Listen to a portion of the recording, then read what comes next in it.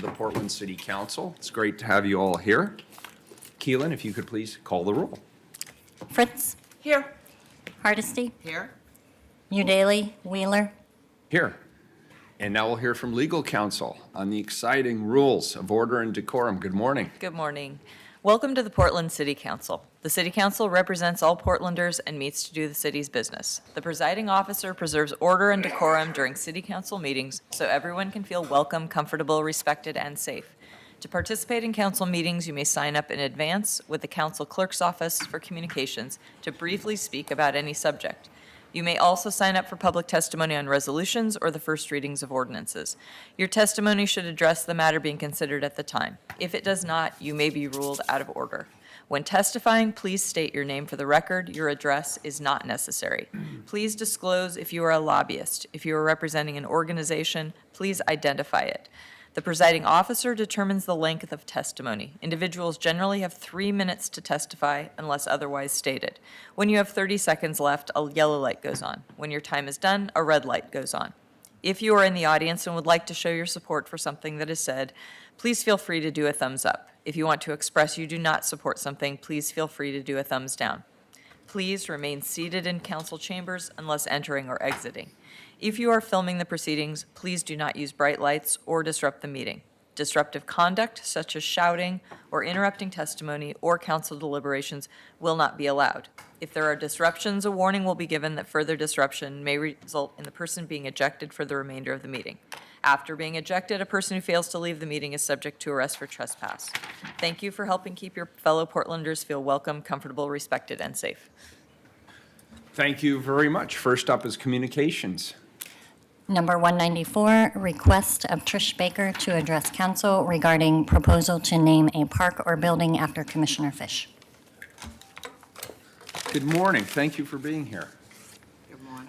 And the microphones slide around, so if you want to bring it a little closer, about 6 inches seems to work the best for everybody.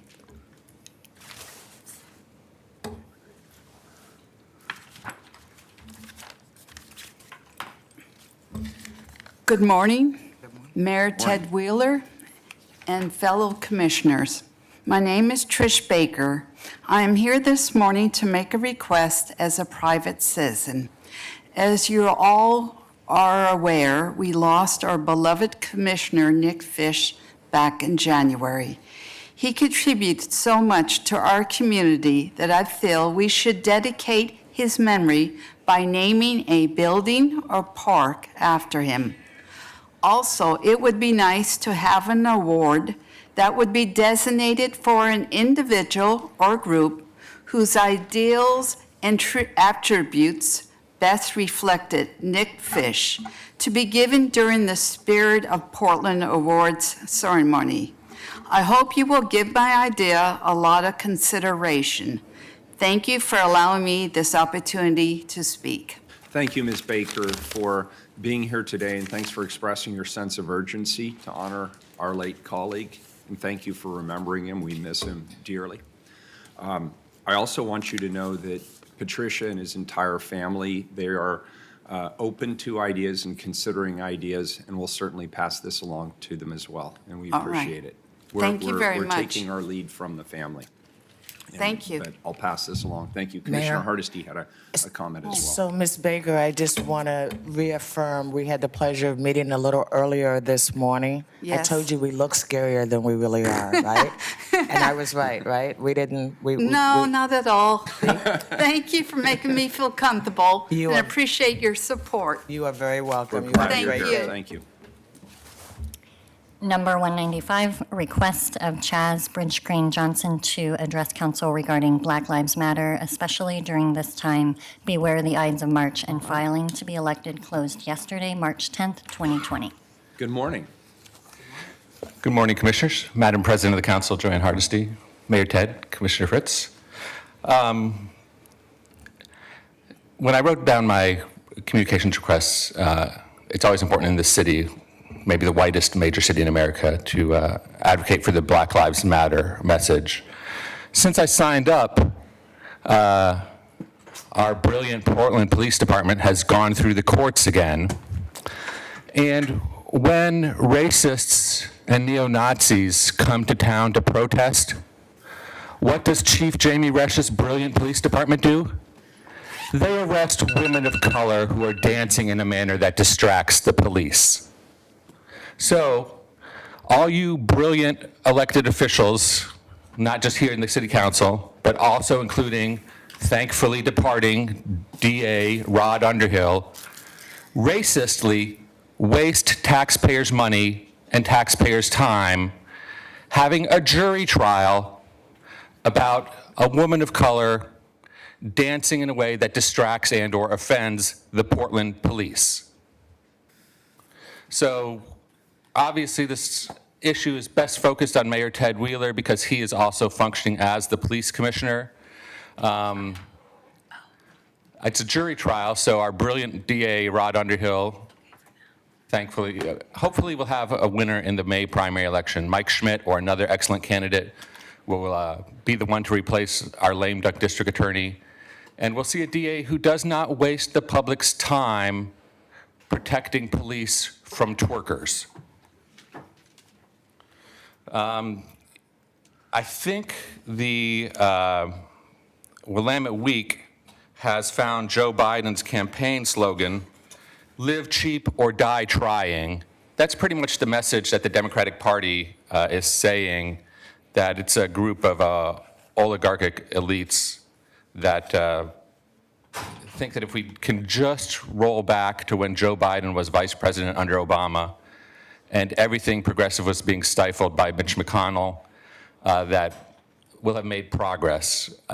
Ending the Trump administration is in no way progress. Different candidates talk about what they'll do on day one. Those of you, only Chloe and Ted of those of you who are here are running for re-election. So I look forward to hearing more about your day one plans. Joe Biden has not even made it clear if on day one the only thing he will do is establish a blue ribbon commission to determine which child can be uncaged until the commission determines if any other children should be uncaged. So November is looking bleak. May is looking better. We have some awesome candidate issues going forward here. We're going to be talking soon about funding the public elections funding. So I thank you for making some little light shine here in Portland. Thank you. 196, request of Sarah Hobbs to address council regarding hospital security to stop calling police with demands that they arrest people in mental health crisis. Good morning, Sarah. I am really scared right now. I'll become clearer in a second life. So if I could have a little, maybe an extra minute, so I could speak a little slower, because my vocal cord dystonia is really bad. That's You- fine, Sarah. No problem. All right. Take your time. For the record, my name is Sarah Hobbs. While the city may not have control over hospital security staffs, you do have control over the Portland police, who are often called to arrest people in mental health crisis. They list as unwanted on hospital property. Case in point, it's the case at Unity Center this past November. Commissioner Hardesty, you and I talked at length recently. I am not without mercy about the difficult situations the staff is facing at Unity, but this was the case. The man was an obvious mental health crisis. And from what I ascertained, he was kicked out for solely in distress, kicking the furniture.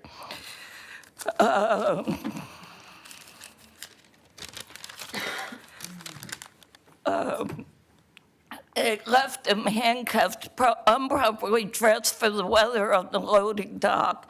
Thankfully, a Portland police sergeant pushed back, refused to arrest him. A hospital psychiatrist came out, agreed with the police sergeant, took him back in for care. A report from Disability Rights Oregon showed that in 2017 to 2018, 142 arrests at the request of hospital security staff for unwanted. 72% of people deemed unwanted or homeless. 35% of the 142 arrested were people of color. I am often told when I am in psychosis due to my PTSD to go to the emergency room.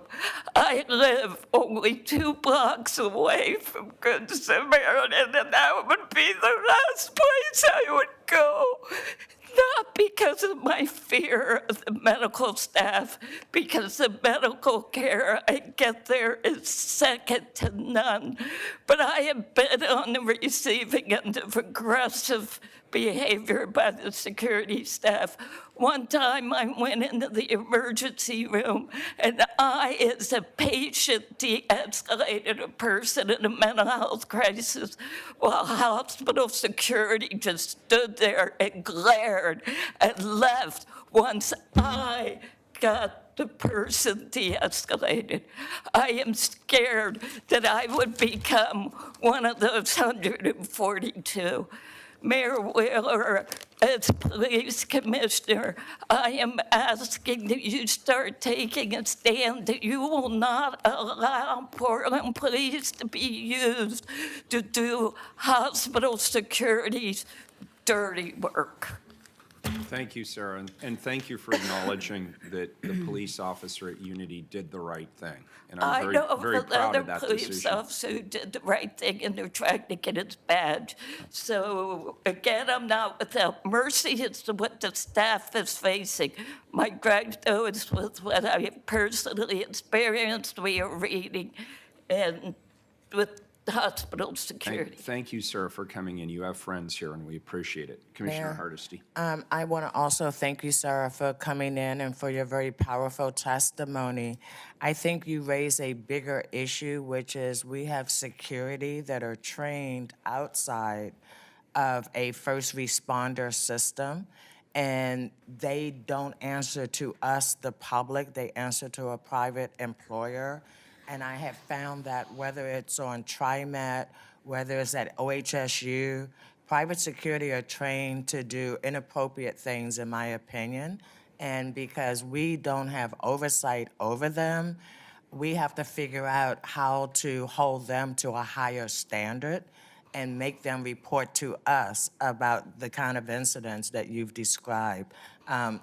This is becoming more and more prevalent, and I'm just amazed at how often I find out that private security are just, well, that's the way we were trained. Well, who trained you that way, right? Yep, And yep. clearly, they need more de-escalation training. Clearly, they need more accountability and standards in place. So I just want you to know that I hear you, and I see this, and I see it through a lot of systems, and our mental health system is just one of them.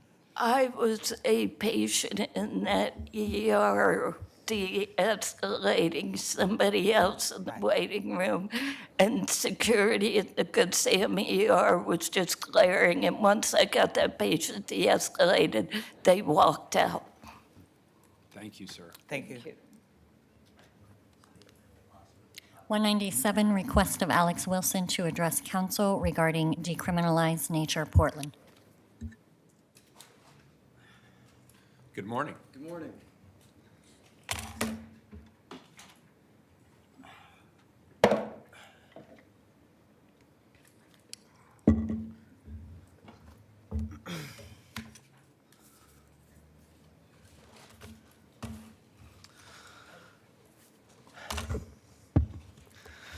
Good morning, Mayor Ted Wheeler, Commissioner Hardesty, Fritz, Chloe. My name is Alex Wilson. I come on behalf of people, plants, animals, and fungi. I'm a canvasser and organizer for Decriminalize Nature, who is currently working to decriminalize entheogens for the city of Portland. These medicines are so powerful that it moved a then 19-year-old to overcome his depression, his anxiety, to drive across the country and to join a coalition of activists that you see behind me, working to fight for our rights to use these medicines.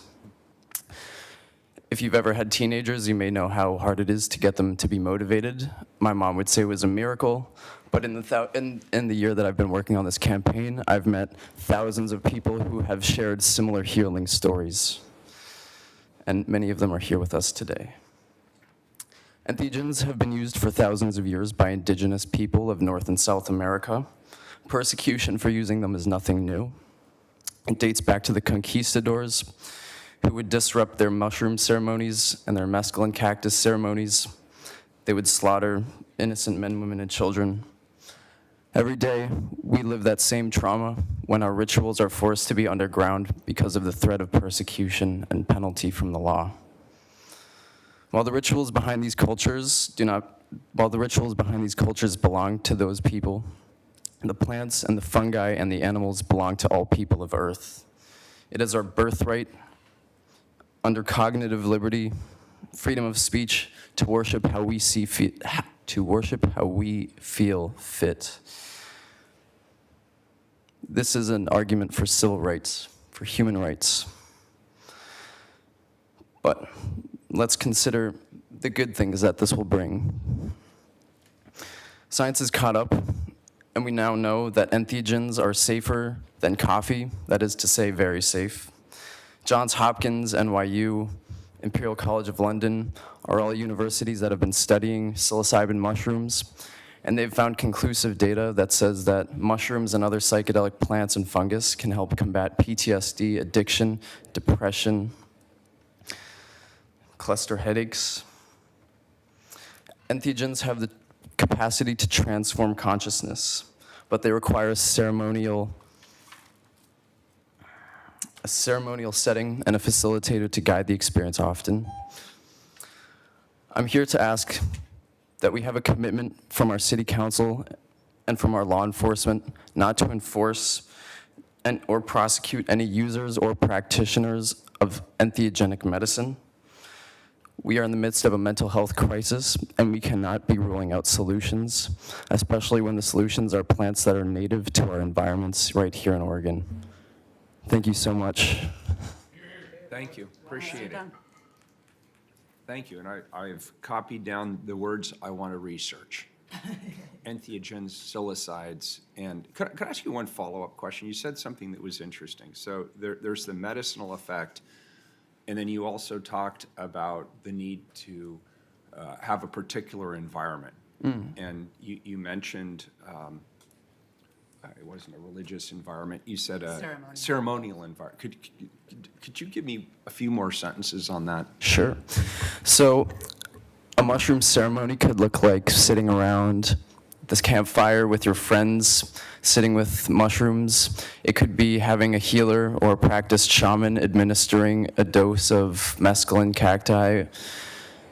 It could be in any setting, but what's important is that it's treated with reverence and respect for the medicine, and that people sit and experience what they're going through with the medicines and what the medicines have to teach.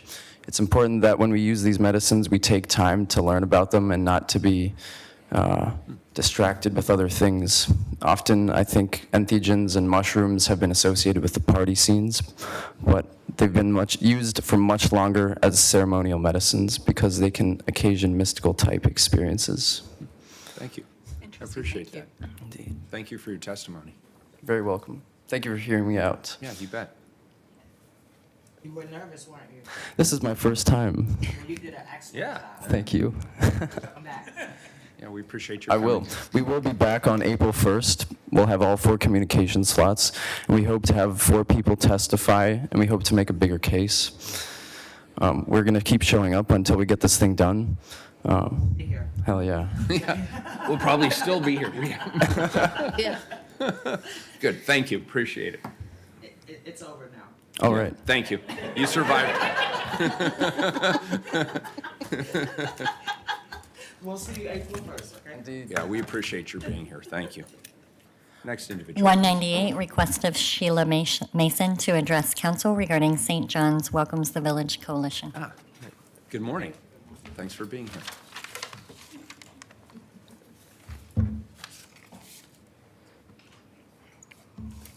Good morning. I'm Sheila Mason, for the record.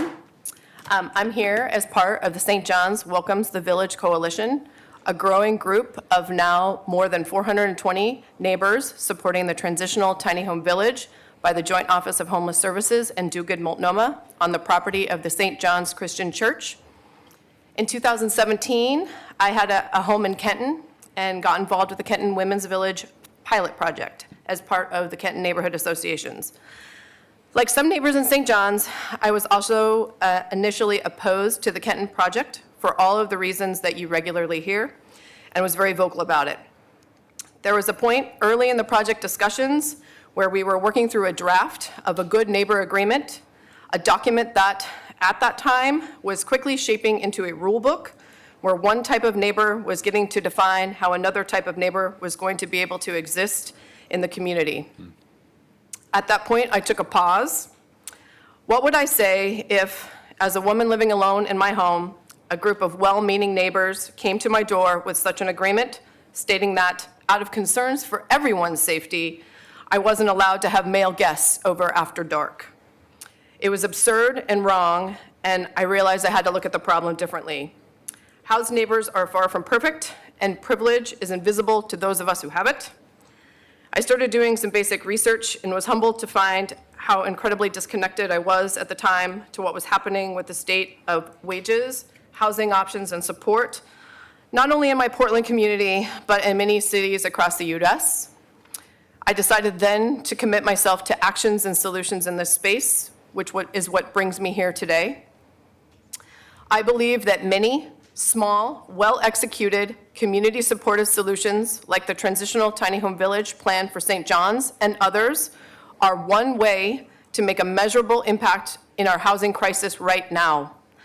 I'm grateful to be regularly welcomed into the Hazelnut Grove community and to have been voted onto their board. I see the residents, both current and past, as leaders and change agents in their own right, and that they, along with groups like Dignity Village, Right to Dream 2, and others, have helped pave the way to show what solutions can be possible. Villages have been proven to work. I am also continually amazed with how kind, compassionate, and inclusive my neighbors are. They say really lovely things like, "We need to do better for our neighbors in need, and I want my child to live in a community who cares for its most vulnerable." And everyone deserves a home, and everyone deserves to be welcomed and loved. We are the St. John's Welcomes the Village Coalition. We will continue to grow in support of this transitional tiny home village in our community as the project breaks ground and is built. We are behind the Joint Office of Homeless Services, Do Good Multnomah, the St. John's Christian Church, and appreciate your continued support. We are ready to engage, volunteer, and welcome this village. Thank you. Thank you. We appreciate it very much. Thank you, Commissioner thank you, thank you, Mayor, thank you. So Sheila, relieved. Thank I you. know. I just want to tell you how much I appreciate the evolution of your thinking, right? It's easy to just take a stand and just believe that you are absolutely right. Yeah. It is rare for people to publicly say, this is where I started, and I'm absolutely on the other side now. I want to applaud you. Thank you. When you knew better, you did better. We can't expect anything else from our neighbors. Thank you. Thank you. Yeah, and thanks for acknowledging that Kenton Women's Village was a Yes. tremendous success. Yes, I think it yes, far absolutely. exceeded even the leading proponents' expectations of what would be accomplished there. It really was Absolutely. terrific. I remember asking at the point, like, what we thought what would define a successful pilot. And at the time, the pilot program was planned to be about a year or 18 months. And they thought that they would be wildly successful if we housed 7 women during the pilot period. And I believe during the pilot period, they housed more than 20. So more than 3 times what was expected. And I think that was a big surprise to all of us. And yeah. I'd just like to add how important this story is. Yes. My office worked with the Kenton community and the Kenton Village in that kind of development phase. I was there the night the neighborhood association took the vote. It was really tense. I had no idea which way it would go. And I believe it was about 75% for the village. And the second vote, a year later, I think, was unanimous. People in St. John's, there are people in St. John's who are opposing the village out of fear, and stories like yours are just absolutely essential. So thank you. Thank you. Thank you so much for being here. Keelan, has any item been pulled off the consent agenda? We've had a request for 2 items to be pulled, 203 and 204. Very good. Could you please call the consent? Fritz? Aye. Hardesty? Aye. Udaly? Aye. Wheeler? Aye. Consent agenda is adopted. First time certain item is 199. Amend the FY 2019-20 budget to include appropriations for funds to support the Open and Accountable Elections Fund, given the unanticipated cost related to the special election. Commissioner Fritz. Thank you, Mayor. I'm going to take a moment of personal privilege to say good morning to my parents-in-law at Cherrywood Village and all the other seniors who are self-isolating because of the coronavirus. We may have even more people watching us today because I don't know that there's all that much competition for daytime television. So thank you very much to everybody who's here, and thank you to everybody who's taking care of people in retirement homes and in our community. With that said, I am excited to welcome Director Susan Motet, who's going to tell us this latest item in the Open and Accountable Elections Program. Last week, the Council authorized the Director of the Open and Accountable Elections Program to change the match cap for special elections if available funds were not sufficient to cover the potential full cost of the election. And I should just backtrack because there may be some new people watching. Open and Accountable Elections is a matching program where candidates who running for City of Portland offices have to raise a certain number of small donations. They agree to cap their donations, and if they raise enough donations from enough people, they can qualify for the Open and Accountable Elections Fund, which we established in 2016 and which Director Motet has been getting going for the last year, and done an amazing job of it. So now we're at all of the other rules have been in place for a while, modified with my colleagues' assistance as need be. And for the regular elections, the elections for Seat 1, Seat 4, and the Mayor's office, there is sufficient funds in the election fund to cover the expenses. And we're just absolutely delighted how many candidates are using the program. For the special election, which of course is tragic that we are even having to talk about it, we haven't had enough time in the program to date to be able to build a fund to look for unforeseen circumstances, so there isn't enough money to cover for special elections. And yet we still wanted to make sure that people running for Commissioner Fisher's seat would have the opportunity to use this innovative new program. And so that's why we're here today. I'm here to ask you to allocate $750,000 from contingency to the program to ensure that there are adequate funds to cover potential matching funds needed for the special elections. Having a special election in the first election cycle has made this year even more challenging than it already has been. Susan Motet, Daniel Lukow, and the election aides have done a phenomenal job of managing this unexpected challenge and of keeping costs within our expectations. By the Council allocating $750,000 from contingency, Director Motet will be able to set a matching cap that is reasonable, that will allow candidates to run a good campaign while protecting city resources. So again, it's all about setting expectations and encouragement and incentives. This is a voluntary program. Candidates don't have to use it, but it certainly opens up options for people who are otherwise unable to do as much fundraising as is needed to run citywide. If less than $750,000 is needed, we will return any excess to the general fund, although it's clear that with the number of candidates who've already qualified, as well as those that we may qualify, it's unlikely that would happen. But but I do make that commitment. Just turn it over to Director Mote with any additional comments. I don't have anything to add, but I'm available for questions. I'd just like to make one comment, Commissioner Fritz. Ordinarily, I'd be somewhat reluctant to participate in a conversation about funding for elections in a cycle where I'm actually running for the election. There's two mitigating factors I just want to be very transparent about. Number one, in order to get the funds out the door in time for the election, it requires all four of us to be present and for all four of us to vote. Number two, this is for a position that I am not running for. And so I just wanted to be very clear and have those 2 points on the record. And I think, thank you, Mayor. And I know Commissioner Udaley has a comment too. To be clear, we already covered the elections that are currently running, so this is a special occasion for a special election that is not, none of the people on the council right now is affected by this race. And I'll just add, I am participating in the Open and Accountable Elections program, but this does not impact my race in any way. So I'm happy to support it. Good.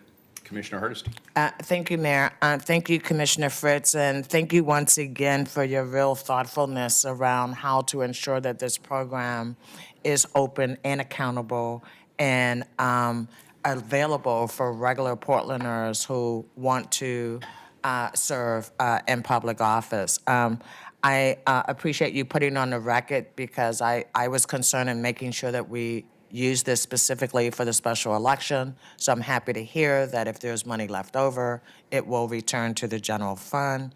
I think that's the right thing to do since we did not anticipate a special election. And I just want to say, I just want to applaud you and your team because you haven't missed a beat. It just absolutely fascinates me how quickly and effectively this program was up and running.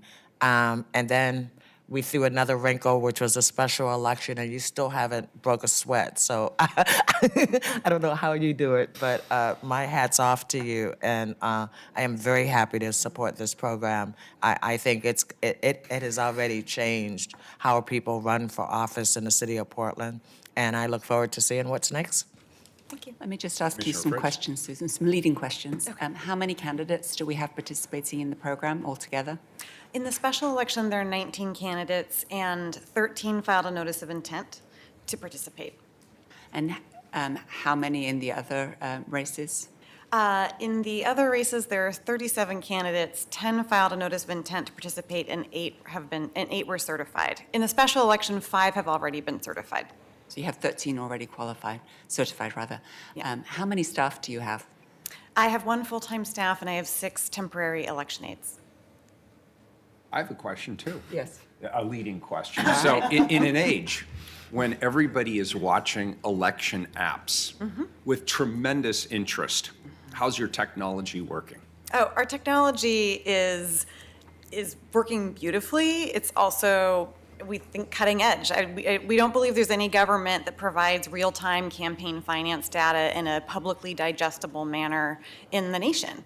And if anyone goes to openelectionsportland.org, they can see a map of the city and where contributions are coming to candidates mapped across the city, and charts that shows how much of their funding is from mega donors, large donors, small donors, and really micro donors. And if they're coming from people, entities, what percentage are coming from people, entities, political committees, immediate family, self-funding. Yeah, that was a shameless plug on my part. As a government enterprise, we're here, we're functioning well, and our technology is working just fine. Thank you. Yes. Commissioner Fritz. Well, particularly when it was funded for a very small amount with the volunteers at the Civic Software Foundation, and the technology staff and the Oversight Committee voiced concern about it, and yet they did deliver it on time, and it works. And so I think it's important to remember that with community input and with a lot of good work on behalf of city staff, government can get good things done in a very short time. Very good. Public testimony, how many people do we have signed up? We have 2 people signed Very up. good. Call them up. Let's hear them. I apologize if I mispronounce this first name, Leilani, and then Charles Bridge Crane Johnson. Very good. Come on up.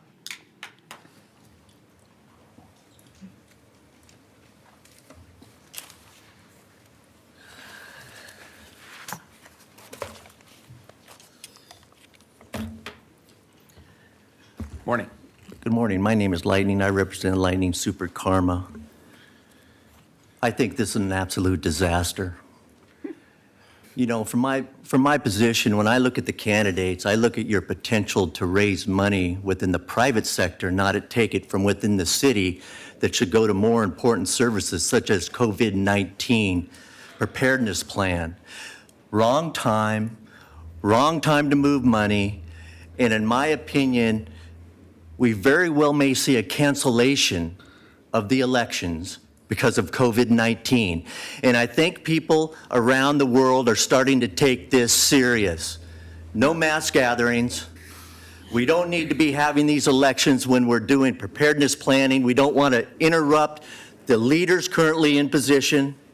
I want the election canceled till further notified by the public health officials. Period. I don't want any money transferred right now to this.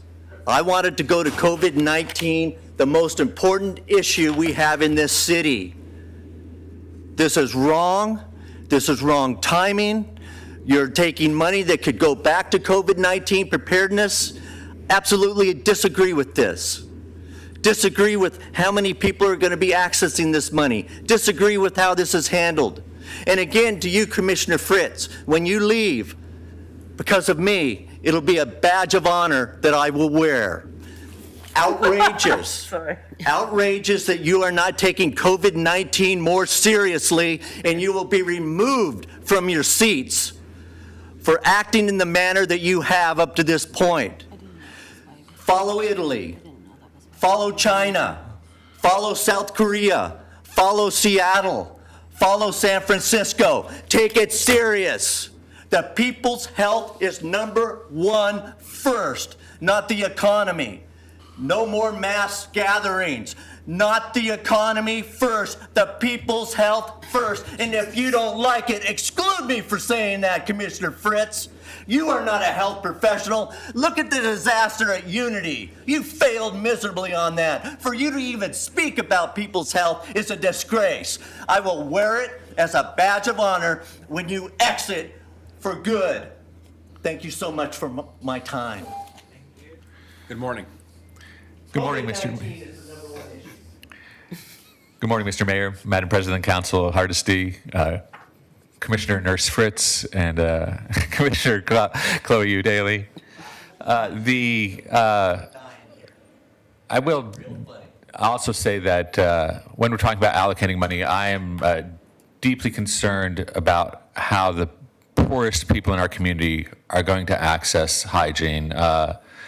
This morning I was visiting an SRO where the management had distributed a letter, but people who are on low income or people who are actually Excuse sleeping me. outside. Could you stick to the current?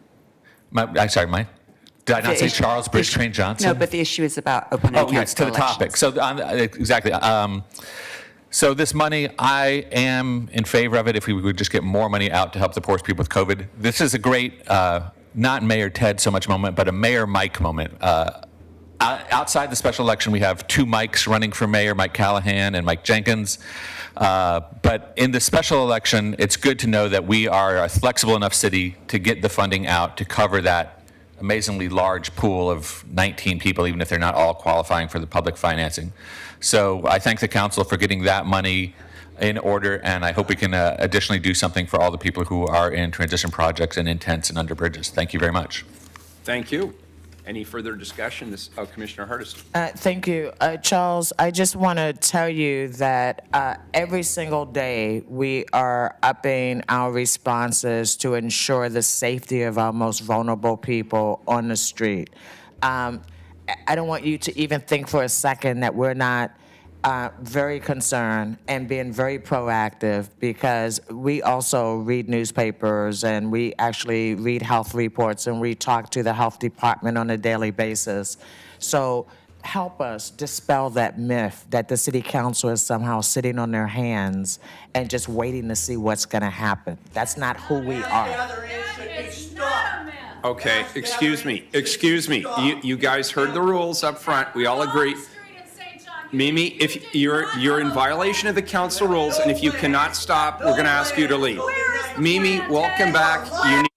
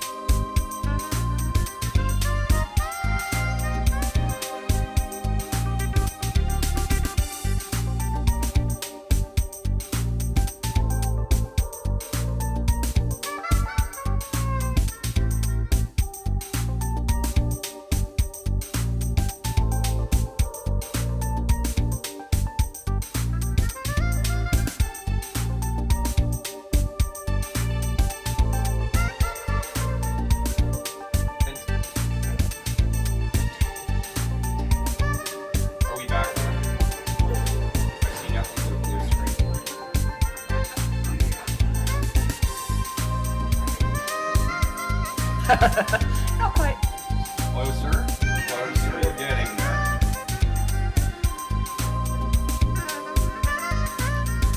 We're back in session. Okay, we're back in session. We don't have the right pictures, but we'll solve that in a minute. So, while I never support people disrupting our democratic process or taking the microphone away from other people who have a right to those microphones as well, this is an important issue. There's a lot of misinformation out there, and I think it is important that I address some of these issues. So I want to give you the latest information. But before I do that, I also want to tell you what my role is and what the city's role is in this process. Because a state of emergency has been declared around COVID-19, what happens is the city then becomes part of what's called an ICS structure, an incident command system structure. And this would be the case if we had an earthquake, if we had a weather event, if we had some sort of a man-made situation, we would go into an ICS command mode. The reason for that is to make sure that every jurisdiction understands what they are doing and communicating effectively and getting the right information and the same information at the same time, and then able to communicate to the public consistent messages based on the most recent information. So this is not an opportunity for entrepreneurship, bird dogging, grabbing the microphone and talking about what we think is happening. In this case, COVID-19 is a public health threat, and therefore the leadership is coming in this order from the Oregon Health Authority and the governor at the top of the food chain. Next comes county governments, because county governments under state law are given the authority for public health. Here in our county, in the metro area, we have chosen to have a tri-county health officer, that's Dr. Vines. We, at the local level, have the Office of Emergency Management, and our first responders, some of whom are here in the room, they connect into this ICS structure through the county. In fact, right now at 10 o'clock is the time they all meet. They've been meeting regularly. They've been having calls. I have personally been engaged. I spoke to the governor just this morning to get the latest from her perspective. It's a fast evolving situation. Here's what we know right now. The Oregon Health Authority yesterday announced the first presumptive case of COVID-19 in a Multnomah County residents. And it happens that cases are counted by county of residents, not necessarily where somebody is hospitalized. The new case brings Oregon's total to 15 cases in 7 counties. The Multnomah County Communicable Disease Team is working to identify and isolate anyone who may have been in close contact with this individual in the last 14 days. The person is being treated at Portland Veterans Affairs Medical Center. The individual has no known contact with a confirmed case. The individual has not traveled. So the case is being investigated as a community-acquired case. Here's what we're doing. Portland is coordinating directly with Multnomah County Public Health in an unprecedented collaboration to respond specifically to COVID-19, including embedding several city staff members at the County Emergency Operations Center, which is live. Portland's Emergency Coordination Center is at partial activation as of this morning to support the city's response to this incident. A city coordination team has been established and is meeting daily to ensure a consistent, structured approach to our response. City leaders have been meeting with labor leaders internally to ensure questions are being answered by, and that our employees are in the best situation possible to continue operations during this emergency. We're encouraging city employees at higher risk of severe illness to telework if their job allows and stay home if they have any symptoms consistent with COVID-19. We're encouraging city bureaus to limit large gatherings that could pose a risk for transmitting COVID-19. We're placing 7 portable toilets and hand washing stations in the community. Details will be forthcoming. We're following public health advice to look out for the people who are most vulnerable to complications from COVID-19. That is, according to health authorities, anyone who is 60 or older with a serious health condition, including lung or heart problems, kidney disease, diabetes, or anyone who has a suppressed immune system. Anyone who is vulnerable should follow the Federal Center for Disease Control and Prevention current recommendations, which are to stay home as much as possible Avoid gatherings. Public health is telling us to expect more cases as testing becomes more available and the results come in. Clackamas and Washington counties and the state of Oregon have now all declared a state of emergency to help support the public response. With regard to the homeless population, the homeless population is a highly vulnerable population. Even younger individuals who are homeless are at greater risk of having or contracting COVID-19 because they tend to be a population with coexisting health conditions. All of the shelter, well, first of all, the winter emergency shelters are going to remain open regardless of weather. Within all of our shelters, they are following specific protocols to keep people at appropriate distance so that they do not come into contact with each other or at least minimize the risk of COVID-19. Those within the shelters who are highly at risk to COVID-19, so older individuals, people who have pre-existing health conditions will be moved out of the shelters and into motels and other locations for their health, safety, and protection, and the protection of others.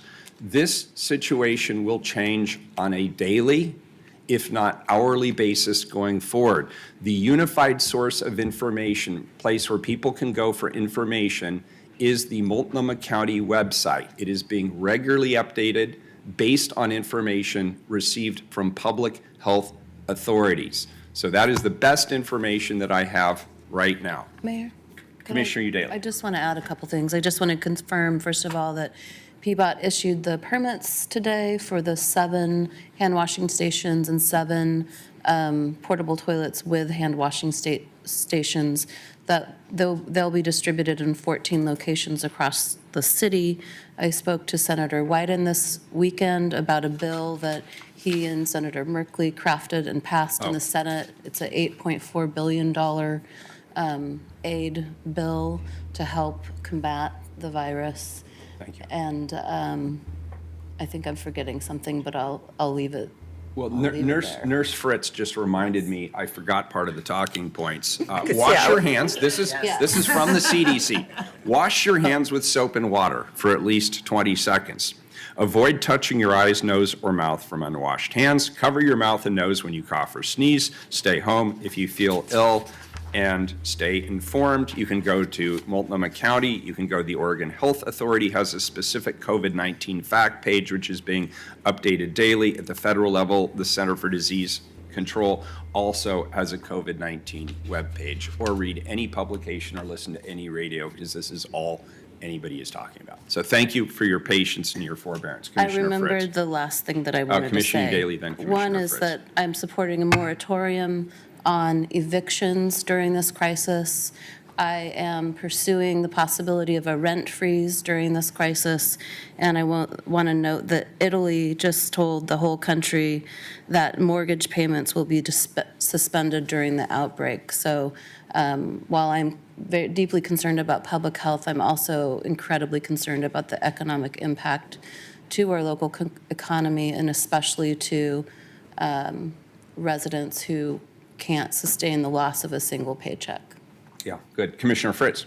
And on behalf of the Office of Equity and Human Rights, I need to state that no particular ethnicity or race is more susceptible to COVID-19 than another. We have been experiencing increased instances of hate crimes against certain folks here in Portland, and that is utterly unfounded.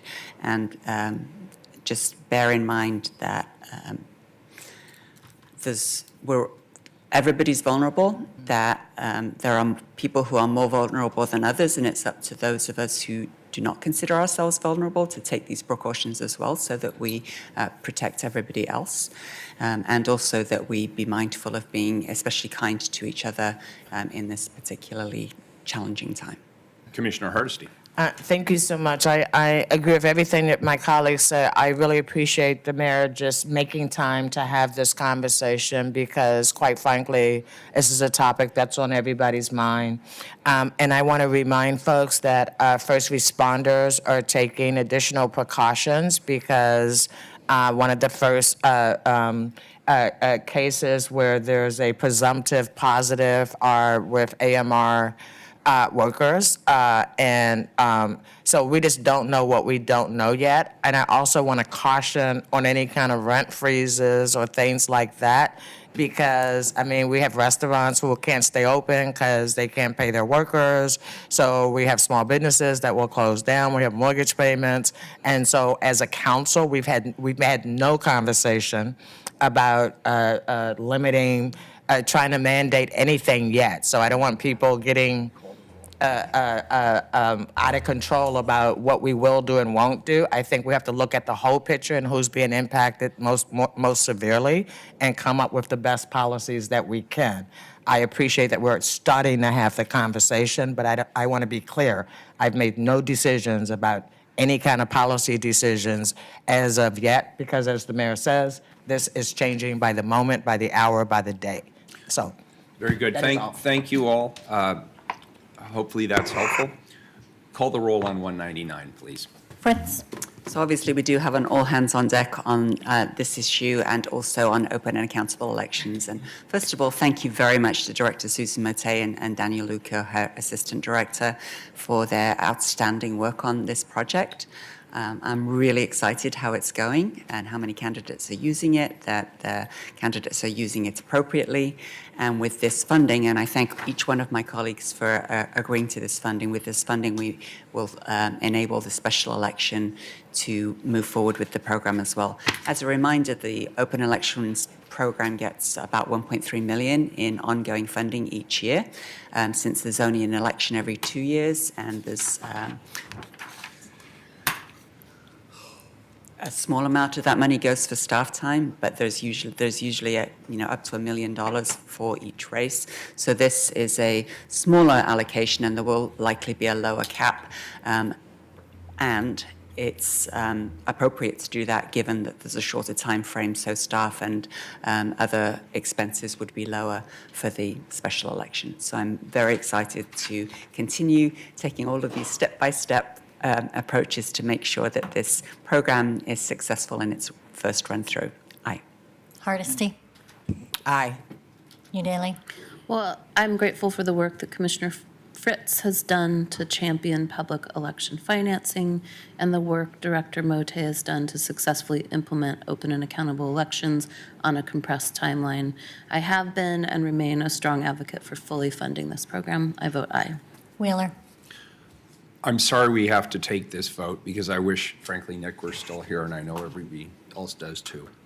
That being said, it's very important that we put all of our elections on equal footing with each other. It would not make sense to have the open accountable elections process for some of the offices and not for others. That wouldn't sit well with me or anybody else. So I'm happy to support this. I thank you for bringing it, Commissioner Fritz. I vote aye. The ordinance is adopted. Next item is going to be item number 200, time certain. And before I forget, I didn't mention my social media page. If you can withstand it, we are scrolling regularly updated information on my social media page. So for those of you who are into Twitter, go for it. Item 200. Accept North-Northeast Neighborhood Housing Strategy Oversight Committee 2019 Annual Report. Colleagues, this year we celebrate 5 years of the North and Northeast Housing Strategy, an initiative to address the legacy of displacement in North and Northeast Portland through investments in new affordable rental housing, opportunities for first-time home buyers, and retention programs for longtime residents. While there's certainly been challenges over the past 5 years, and this council has not been shy or reluctant in any way to identify those issues, there have also been many tremendous successes, and we're going to hear about them today in today's report. Excuse me, sir. Commissioner Hardesty. I apologize for interrupting, Not at all. but this is time certain for 10 a.m. Oh, believe it or not, The clock hasn't been clock changed. hasn't been changed. Oh, I my already bad. sent a I note just- to me. I know, we have like the world's largest novelty clock, and it's wrong. I know, it's wrong. Yeah, no, it's funny, because I sent a text message about 20 minutes ago, it is Wednesday, and any chance we could get the large novelty clock fixed? While there have been many challenges over the past 5 years, there have also been many successes, which we will hear highlighted in today's report. We're also going to hear about a recent study of the preference policy and its impact on well-being conducted by Dr. Lisa Bates and Dr. Amy Thurber of Portland State University. I want to particularly thank all the members of the Northeast Housing Oversight Committee for their continued diligence to see that the city delivers on its promises. I'd like to now turn it over to our panel, and first up, the panel, as I understand it, Dr. Stephen Holt from the Northeast Oversight. He's the Oversight Committee Chair. Dr. Lisa Bates, the Northeast Oversight Committee, and a distinguished PSU professor. Leslie Goodlow, who we know from the Portland Housing Bureau. She's our Business Operations Manager. Good morning. Thank you all for being here. Good morning. Good morning. Good morning. Commissioner Udaley, Commissioner Fritz, President of the Council. Hey, how are you, Commissioner? That's Madam Good to see President. you. Madam President of the Council, Commissioner Hardest, and then Mayor. Never a dull moment, is it? It is never a dull moment at all. It is good to be sitting here. It's amazing to think that we are in this space. I remember a few years ago when this discussion happened in early 2014. And there was consideration as to how to address a $20 million allocation to be set aside for affordable housing. And at that time, the director of the Portland Housing Bureau, Tracy Manning, was considering how they would go about doing this work. And they hired a consultant, and a variety of staff members went to different community gathered spaces to ask people to get engaged.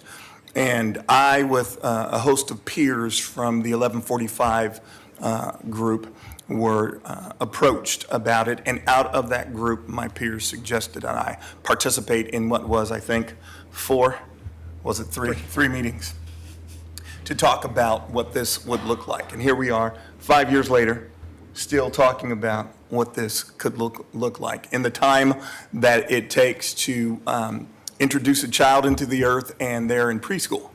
Here we are looking at what we have accomplished, and hopefully some of the things that have transpired have deep meaning and great significance.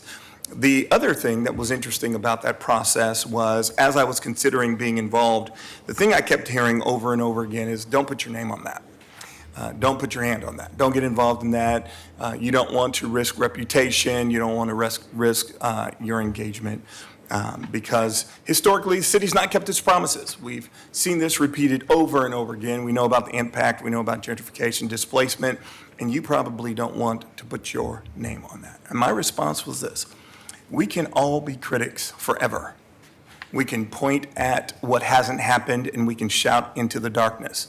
Or we can determine to be different and get involved to try to lift a process, roll up our sleeves, and go to work.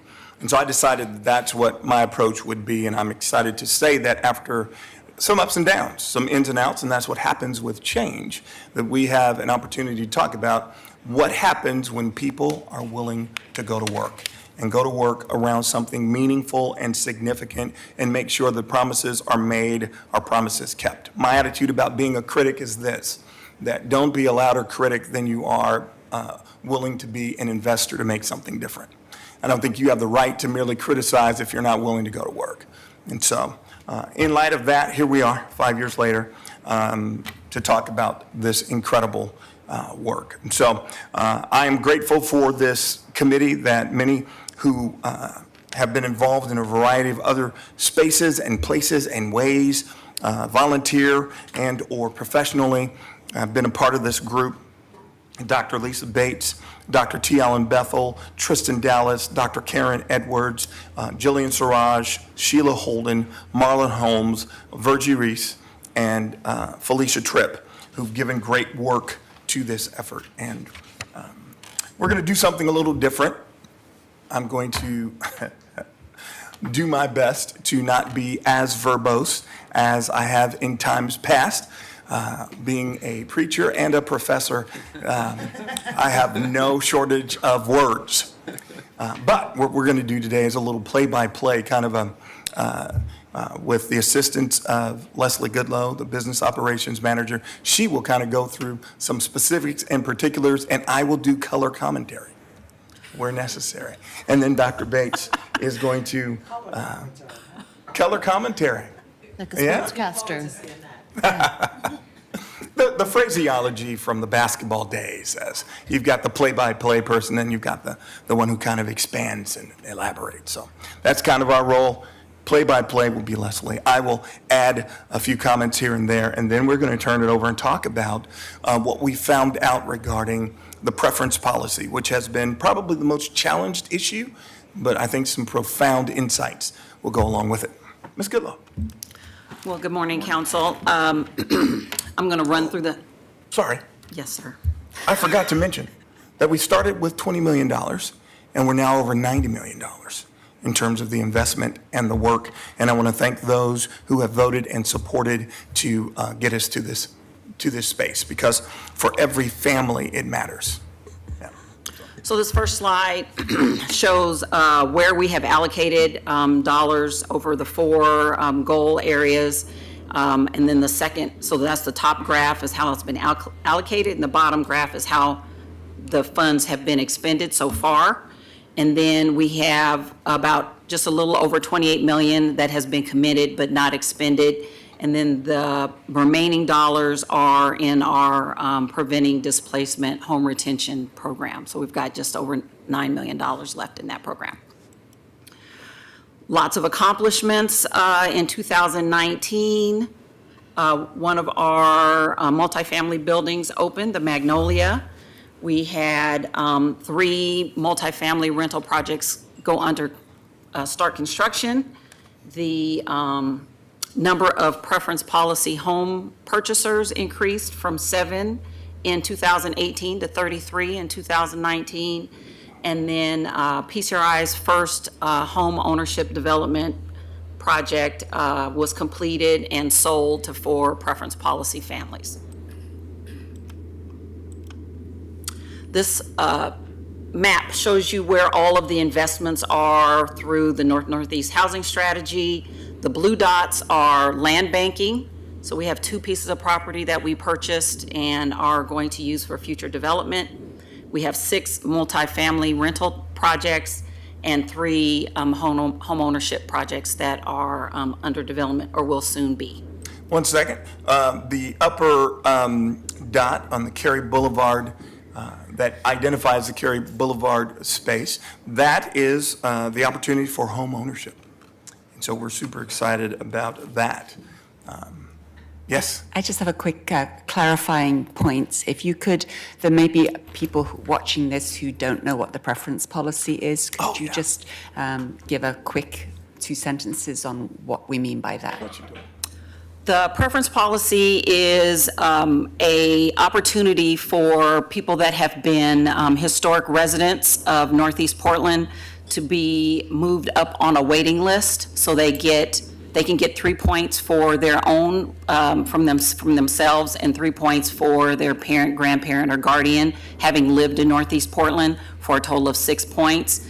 And as people apply, they get put onto a list, randomized, and then we send those lists over to either our rental projects or to our home ownership partners to help select how people get apartments or houses. Thank you for calling that.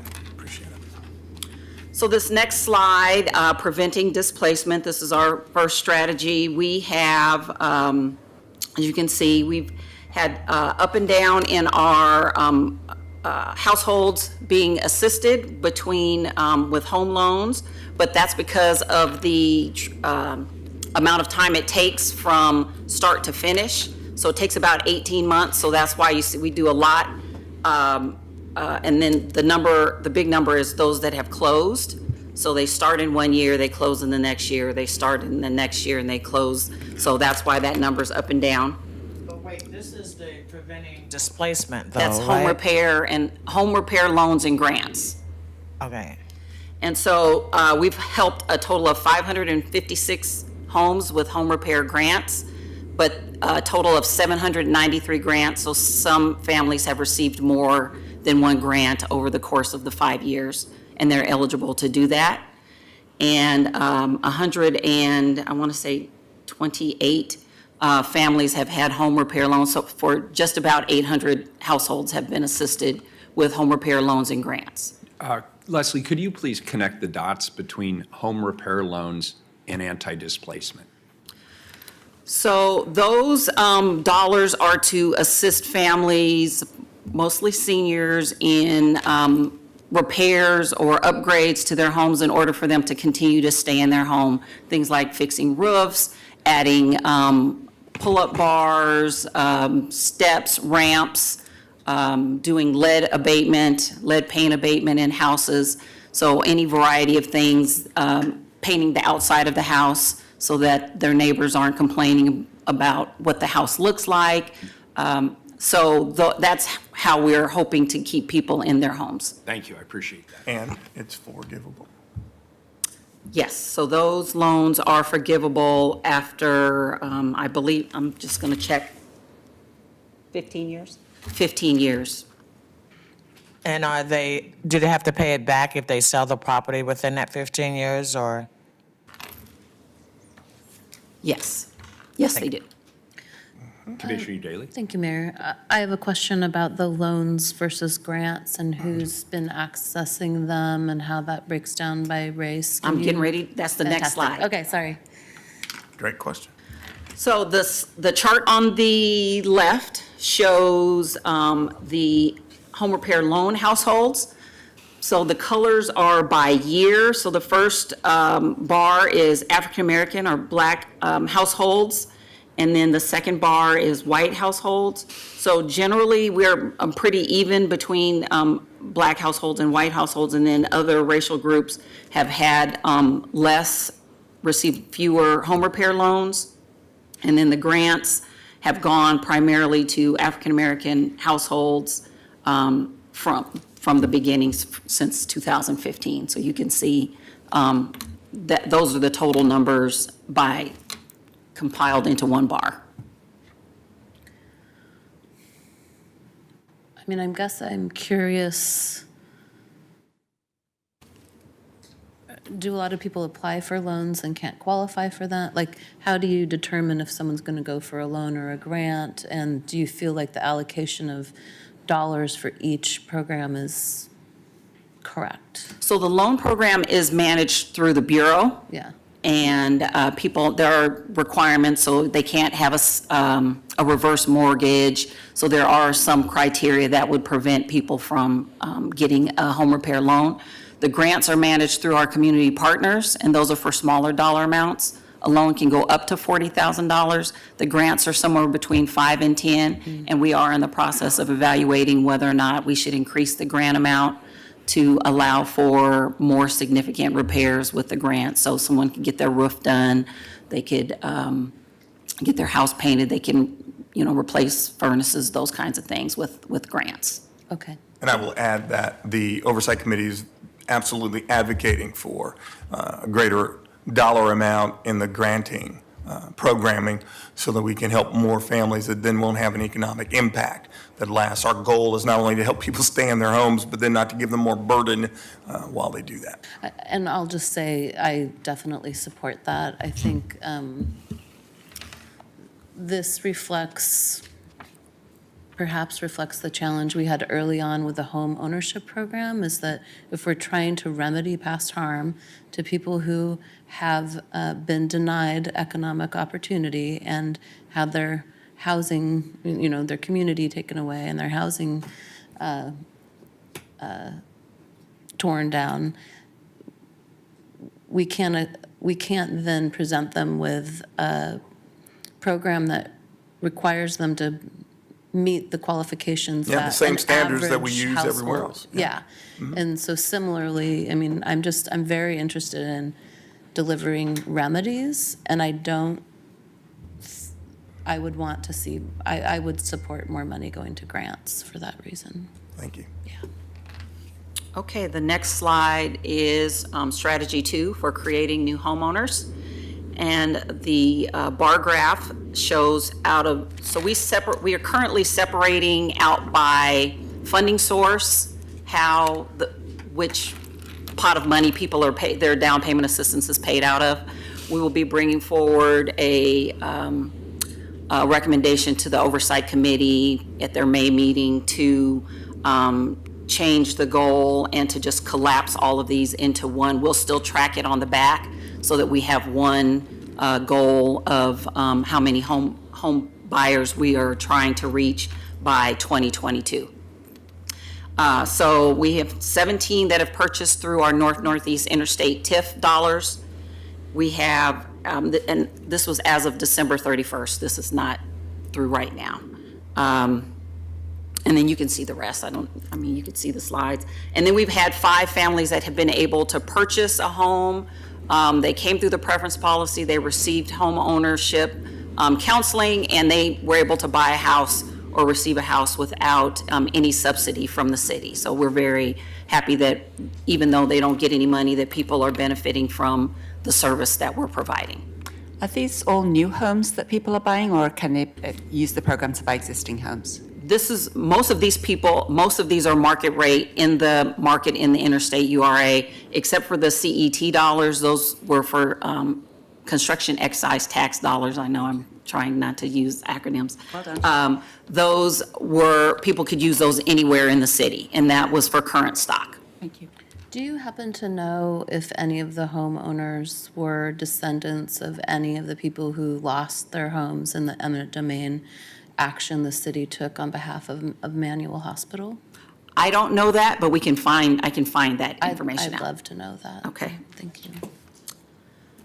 So a couple things that I wanted you to know that as of today, we have 25 Northeast DPALs, 5 Prosper purchasers, 9 from our construction excise tax, and 6 without any subsidy. We have 82 homeownership units under development, 35 2-bedroom units and 47 3-bedroom units. And 30 of those are at 35 to 61% of AMI, 30 will be at 61 to 80% of AMI, and 22 will be at 81 to 100% of AMI. And AMI is? Area median income. Thank you. Team effort. Exactly. So strategy 3 is creating rental homes. We have 3 projects that are scheduled to be completed in June or July of this year. And the Magnolia 2 opened up, and it is currently leasing. At the time we wrote this report, they were about 60% leased. Some highlights of our creating rental homes. We have exceeded the goal. We had a goal of 380 units, and we're at 501 for the housing strategy and the dollars that were allocated. 52% of the units are going to be family size, which was another one of the goals from the Oversight Committee and the information we received through the forums.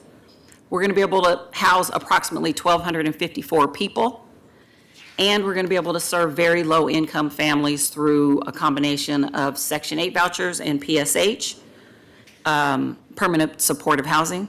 We have 80 project-based Section 8 units, 17 PSH units, and 67 units at 30% AMI.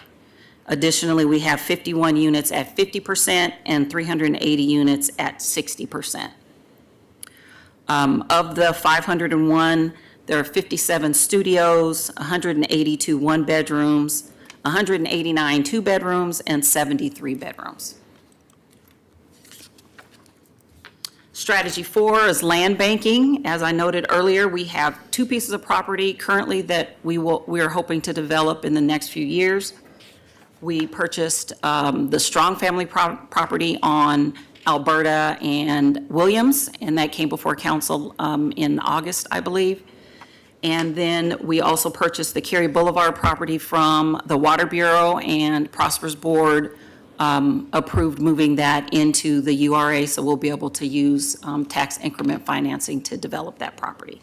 And that one is going to be for home ownership. The next slides are around our DMWESB participation.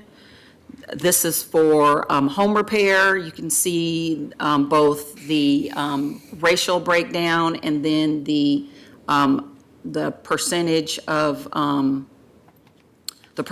time. And I'm sorry, I don't have my reading glasses on.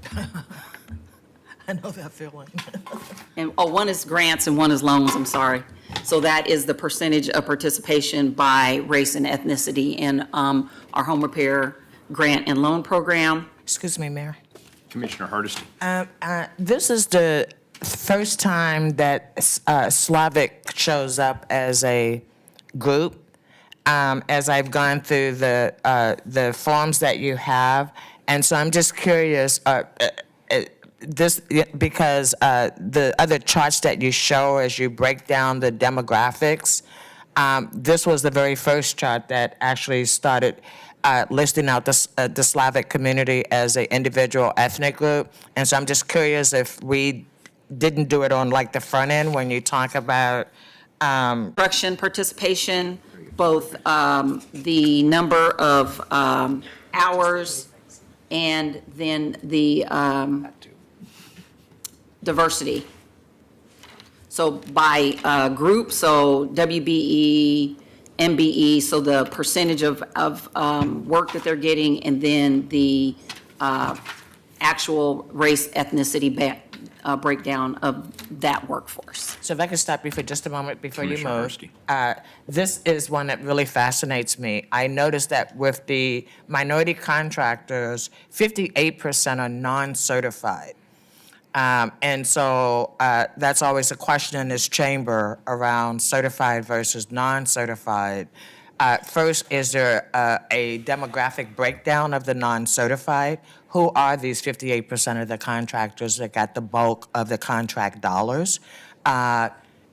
Should we learn something from this experience that we haven't actually institutionalized at the City of Portland prior to this program?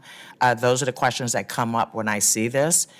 Because as you may be surprised to know, we have a hard time finding minority contractors at the City of Portland.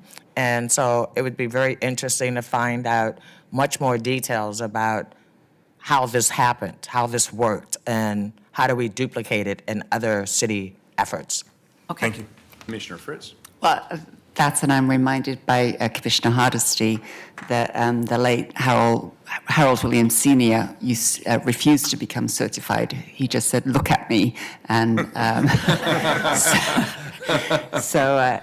again, I would be interested in, of those non-certified, how many may be minority or disadvantaged people, but choose not to get certified. And I would hope that the information we learn would help to then give us strategies around some of the barriers that impact the certification process. Well, we already know that only 20% of minority contractors are certified by the state of Oregon because it is a very cumbersome process. Yes, it is. And the fact that we focus so much of our energy on that 20% of workers just makes me a little batty. So I'm fascinated when someone has found a way to actually hire minority contractors and actually get the money as compared to certifications. that Well, I don't. appreciate your Yeah. comments, having been a small business owner who's had to go through the process of certification, so. I echo some of the interest and concerns expressed by my colleagues. I am interested in barriers, any barriers that you may have identified that we could work on to the MWESB issue. Yeah. And Dr. Holt, you laughed when I mentioned my friend Harold. Of course, I meant Harold Williams, not Harold Washington. I'm sure Harold Washington had the same experience. I'm sure he did.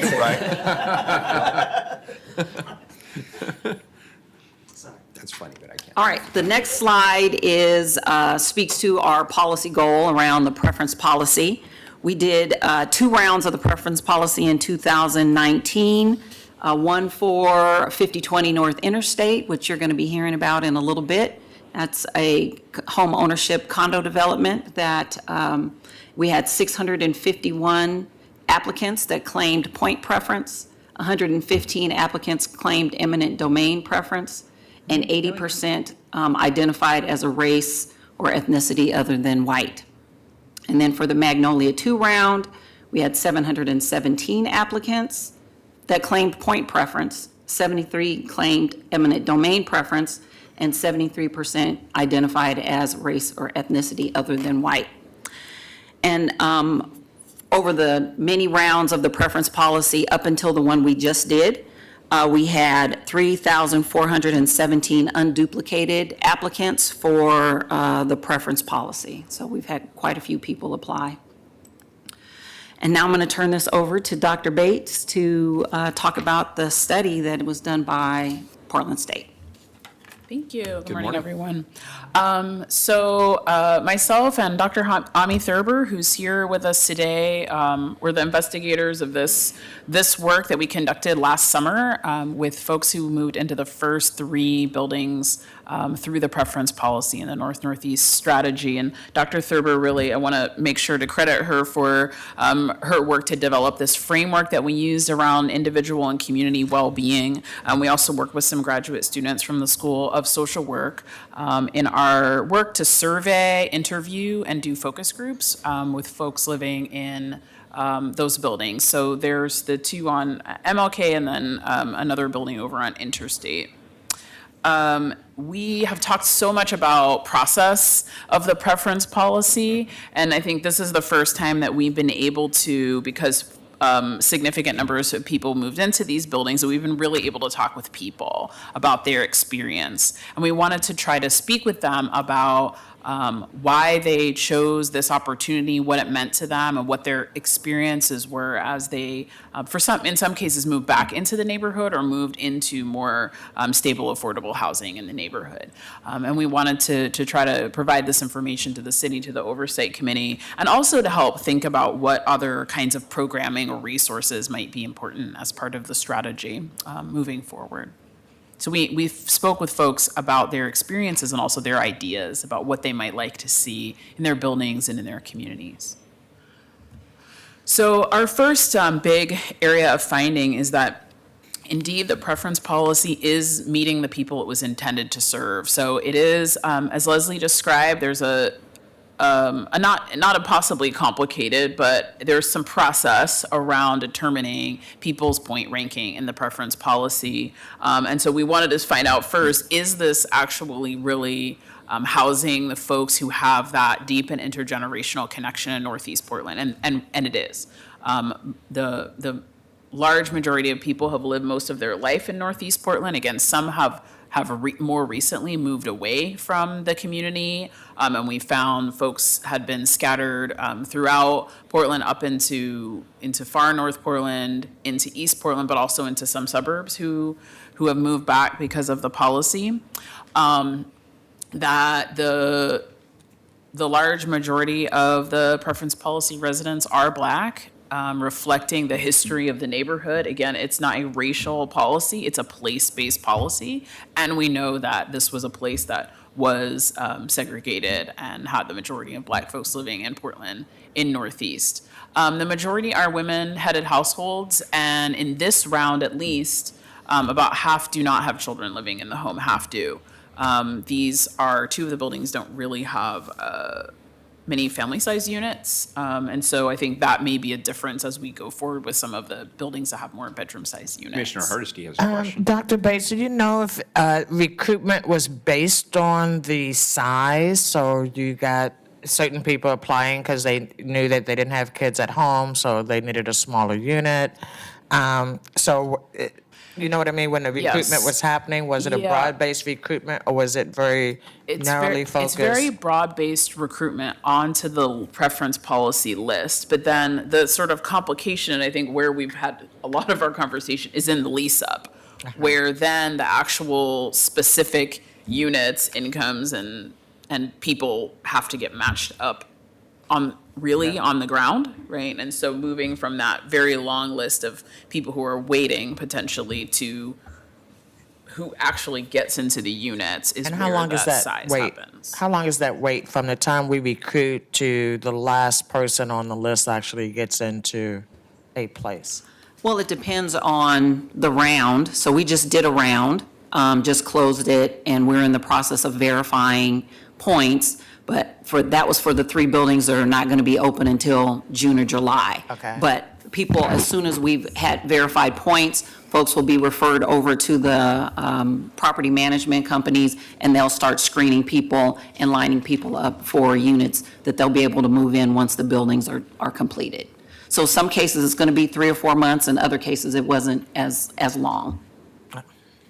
Thank you. You ready for the next slide? Sure.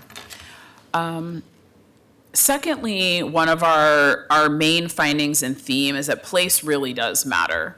The concept of the preference policy is that North and Northeast Portland is important to people, and that there needed to be an opportunity for people to continue to live there. And we also know that many people, need affordable housing. What we found is that 80% of the folks that we surveyed said that their connection to the neighborhood was their primary motivation in applying for this opportunity. So place was really an important component of their prioritization. At the same time, they also did believe this was their best chance for moving from a wait list into housing because of the preference policy, knowing that they would have an opportunity to potentially be prioritized on a wait list was also an important finding for them, an important factor for their application. At the same time, being convenient to work or school wasn't really a primary motivation. It was really a broader sense of connection to the history of the neighborhood and the community. So 91% said the history of the neighborhood mattered to them. And when we spoke to people in interviews and focus groups, there was a lot of conversation about what it meant to be where you're familiar, where you know people, still having friends and family nearby, even with the amount of displacement that there's been, still feeling like this is a sense of home and familiarity. I know how to be here and how to get around from here. And the vast majority, over 85%, still said they feel like they belong in the neighborhood, even with the changes that they've seen and have Dr. friends Bates, and family. Commissioner Hardesty. I'm fascinated by this particular part of your survey because as I was reading it, I was thinking, and I wonder where those people shop. And I wonder what their favorite restaurants are in their neighborhood. And I wonder if there are cultural norm places that are gathering spots. And so on one hand, when I think about how wonderful to be able to afford to live in a neighborhood that you have a 30-plus year history, but we don't live in our place, right? We have to engage in a broader community. So what's the experience once you walk out that affordable door into restaurants that may or may not be welcoming and may or may not have what you consider your cultural norms? Did people talk about that? Yes, so that was part of our framework as well. And if we go forward, we'll see some of those tensions. I would say it's an experience in which, one, people are, overwhelmingly relieved by their housing situation, and they feel very connected to the neighborhood, and they feel a sense of like, yeah, I am here and I belong here. And also there are some tensions and challenges around the things that you described. On the positive side, in terms of improvements to well-being, and keeping in mind that there are a substantial number of people who are moving back to Northeast from neighborhoods where they may have not felt as comfortable, welcomed, or have the infrastructure in place the physical infrastructure and social infrastructure that does exist or is more accessible from Northeast Portland. that many people are saying they've increased their participation in art and cultural events, for example. I think we talked to a number of people like very soon after Good in the Hood. And so that was a reference point of like, it's just up the street to be able to go to that festival and have that access.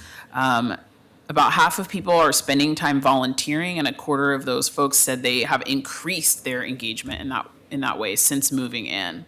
And about half say that getting to work and school is more convenient. Although that wasn't a major motivating factor, they were having more convenience. And again, the transit options, the walkability, clearly better than for folks who were living in the eastern part of the city in East County. That piques my interest as transportation commissioner. There was a recent Harvard study on upward mobility that found that commute time was the single biggest determinant of a family's ability to lift themselves up out of poverty. And when I saw that stat, was it 80% didn't identify getting to work and school? About 50%. No, The previous. oh, sorry. Oh. Convenience to work or school Yeah. was not a Was primary. not a It wasn't primary percentage, factor. but Yes. 50% have They've had improved improvement.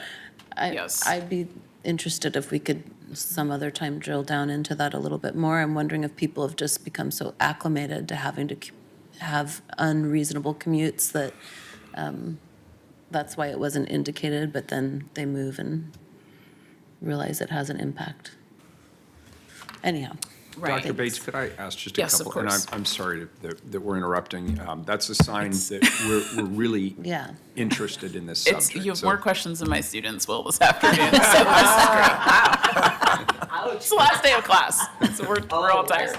Well, they might surprise you. You never know. First of all, maybe I'm just stating the obvious. You went to individuals who already have been engaged in this policy, and they Right. voluntarily submitted this information.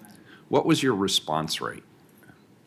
Oh, so in our survey, it was, I'm kind of like, it's quite high. We surveyed most of the people who are housed through the preference policy in each building, and then also interviewed probably about 35 people across the buildings. Great.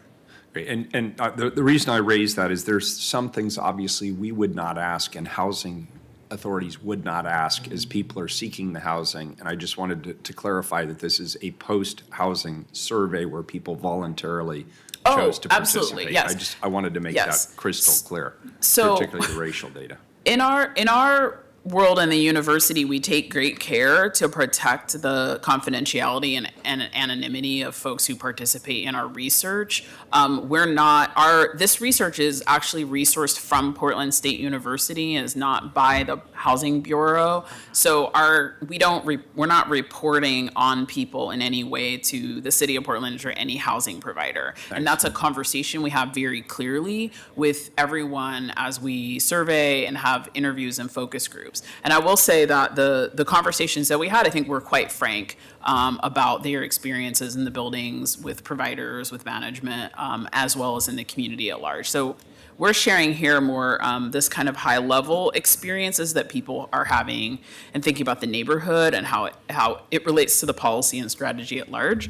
But we will be continuing to share out more information, again, in a confidential, in an anonymized, sort of aggregated way to providers, and then also coming back around to community again to talk with them about what we heard from them. So we have shared that building by building with everyone who participated in the research, was able to see what the results were, and then we'll have a larger community gathering once this time of community gathering may resume. Very good. And my second question is related to, and maybe you'll talk about this, in which case I'll stop, but the level of knowledge that people had about the preference policy, where did they learn about it? Do we have a sense of that? I don't off the top have, I know we asked about that, but I don't off the top have a good response to that. I think there were a lot of avenues that people were finding out about the policy that they talked about. a lot of folks sort of through personal networks, like heard about it and then sought out the information. But that's something that I can come back around with. Thanks so much. I I'll appreciate just it. make Commissioner one Daly. more comment, and that is that I share Commissioner Hardesty's interest and concern about kind of the larger cultural fabric around those residences. And Let's go to the next slide. We'll go to the Yeah. next slide. cool. Yes. And whether, yeah, okay. Yes, I'm because going to stop talking now. I might have to say something else. But. this place and community matter a lot to folks, and they speak about their connection and feeling that they should be in the community, and also reported mixed experiences, feelings, and some risks to their well-being living in the community as it has changed so dramatically. Fewer than half of the people felt that if they wanted to find a good job in the neighborhood, that would be possible for them. Some folks are still quite precariously housed. They are very cost burdened, even living in a regulated unit, and they were worried about their ability to kind of hang on, even again in a subsidized regulated unit. And is that at 80% of MFI or AMI or? Most of the units are 60%. 60%, yes, Wow. or lower. Most of those interviewed, to your point, Commissioner Hardesty described a need for more low-cost stores and amenities. So groceries, absolutely, restaurants, both in terms of cost and also in terms of a feeling of welcoming and inclusion. And while about 70% agree that people of different backgrounds get along in the community, over a third did say there was a lot of prejudice in the neighborhood, and about a third had experienced discrimination in area businesses. So people are having some challenges. We had conversations around conflicts with neighbors, for example, around parking cars. And that may happen in many contexts where there are multifamily buildings being built, but here there is an additional kind of layer around race and class that may create additional tensions. I have, I'm just fascinated by this because I think that we can learn a lot by whether or not we are really helping people be grounded in a community that they love, or whether we are actually isolating people from the ability to fully experience a community regardless of what community it may be. And so as you were talking, I'm thinking about, we talk about like restaurants, walking in the door, and all people of color know, walking in the door of a restaurant and sitting down and knowing that you're not going to get served, right? Or it's going to be a very long process, or people look at you weird when you walk in. I am very interested in more data around just how people are experiencing being in a community that is 100 times different than the community they were raised in and grew up in, and the cultural markers no longer exist. And so what's our job as a city to develop a community in places where people were shocked to find out people of color and people who spoke different languages actually were now living all around them. What's our role in making sure that we're not just isolating people in places that they are barely holding on financially, and then there's no cultural resources that are there for their benefit? I think that's a great point, and I don't want to interrupt. I want to add two things. That what you highlight is the conversation I had with our prior mayor when we began this process, that it's more than just building spaces. It's also community development.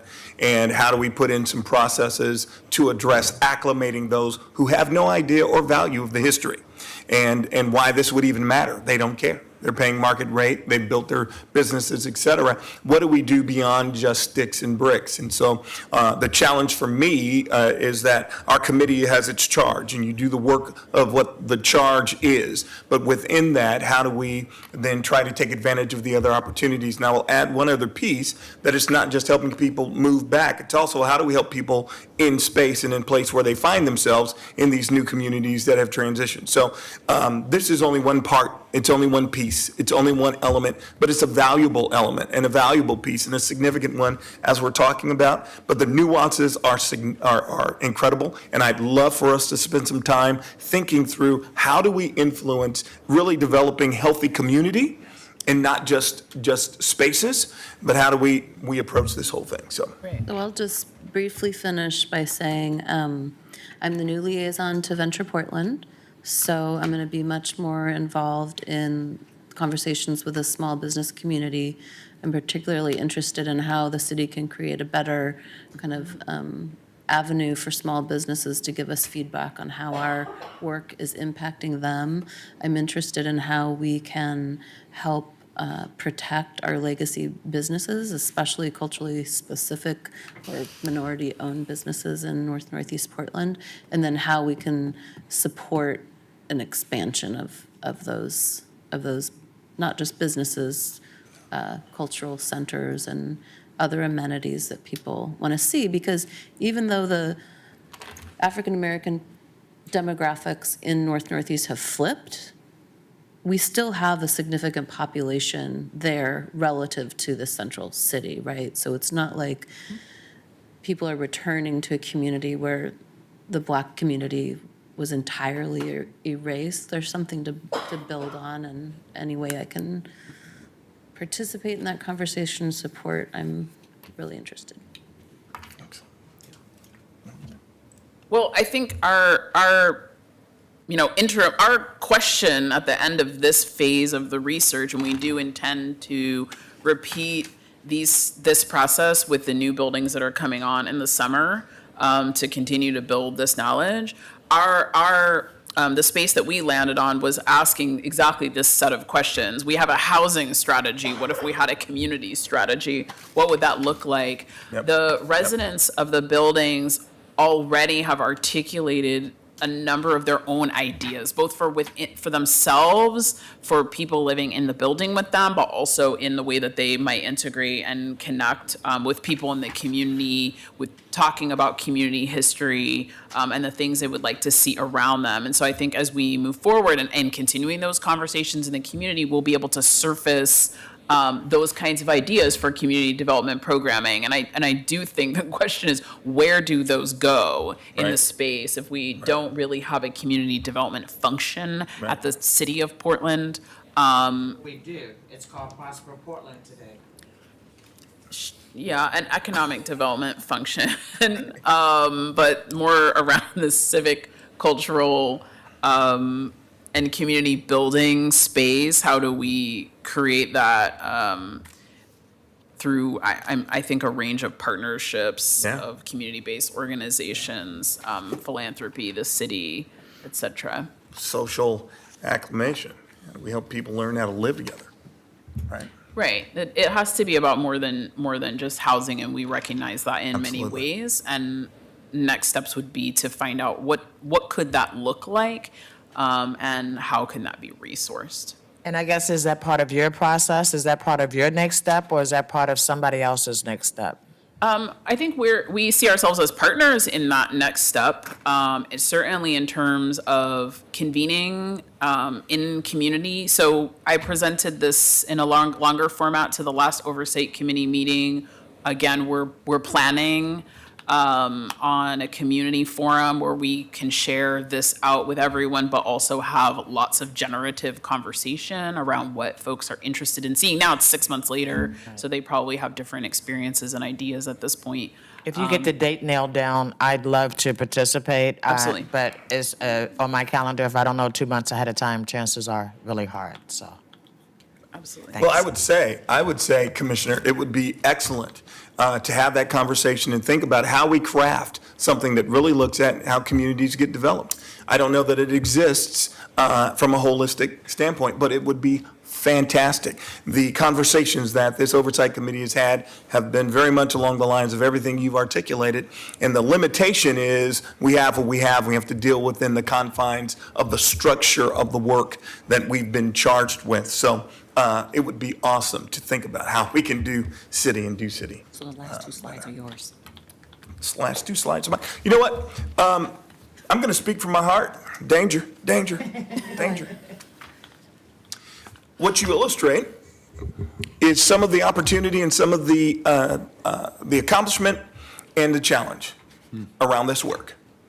It has been 5 years of rolling our sleeves up and doing our best to make sure that city partners, that nonprofit partners, and others do business differently. This hasn't been done before. This is the very first of its kind.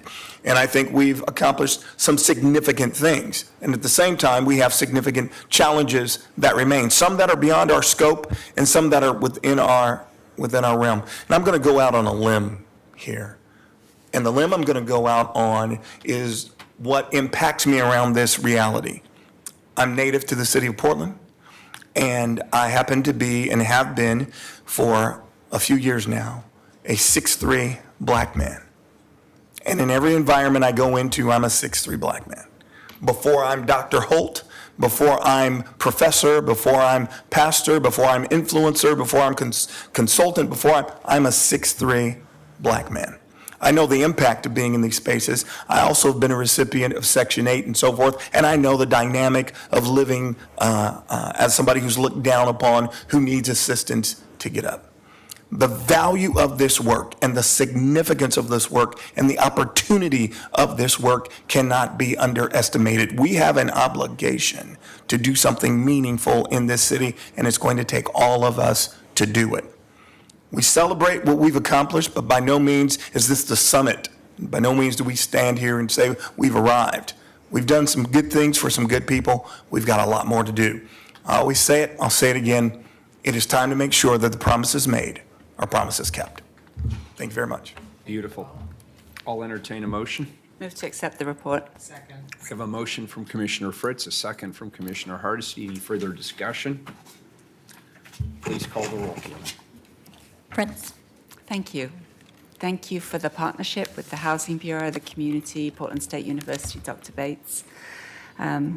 I have one request when you do the report next year. On the page 1, it says as part of the history and of the charter, in March 2014, Mayor Charlie Hales, with the support of Housing Commissioner Dan Saltzman, dedicated an additional $20 million in tax increment financing dollars from the Interstate Urban Renewal District to affordable housing to begin to address the ongoing threat of displacement and gentrification. So next year, would you add, and the support of Shadow Housing Commissioner Nick Fish? Yes. Under Mayor Hales' administration, there were basically 3 housing commissioners. There were 3 people who cared so passionately about this. So when this was presented to me, I was like, that sounds good. So that's just, it's important to give that credit. Yes. Agreed. And I think your words at the end, Dr. Holt, Commissioner Fish would echo those as well. Promises made need to be promises kept. Last year when we had this presentation, I think there were a lot of comments to the extent of, is that all? Or what's next, what's more? This year, it's clear that you've stuck with the program, you've run the course, you've continued doing the good work, you've modified it in response to the good research that Dr. Bates has done to produce even better results, and it's really working. And so it was fascinating to get the demographics or the information about the number of families, people returning who still have friends and family in the neighborhood. There's so much work to be done, and yet you are making really, really good progress. So congratulations and thank you. Aye. Hardesty. I think Commissioner Fritz was talking about me.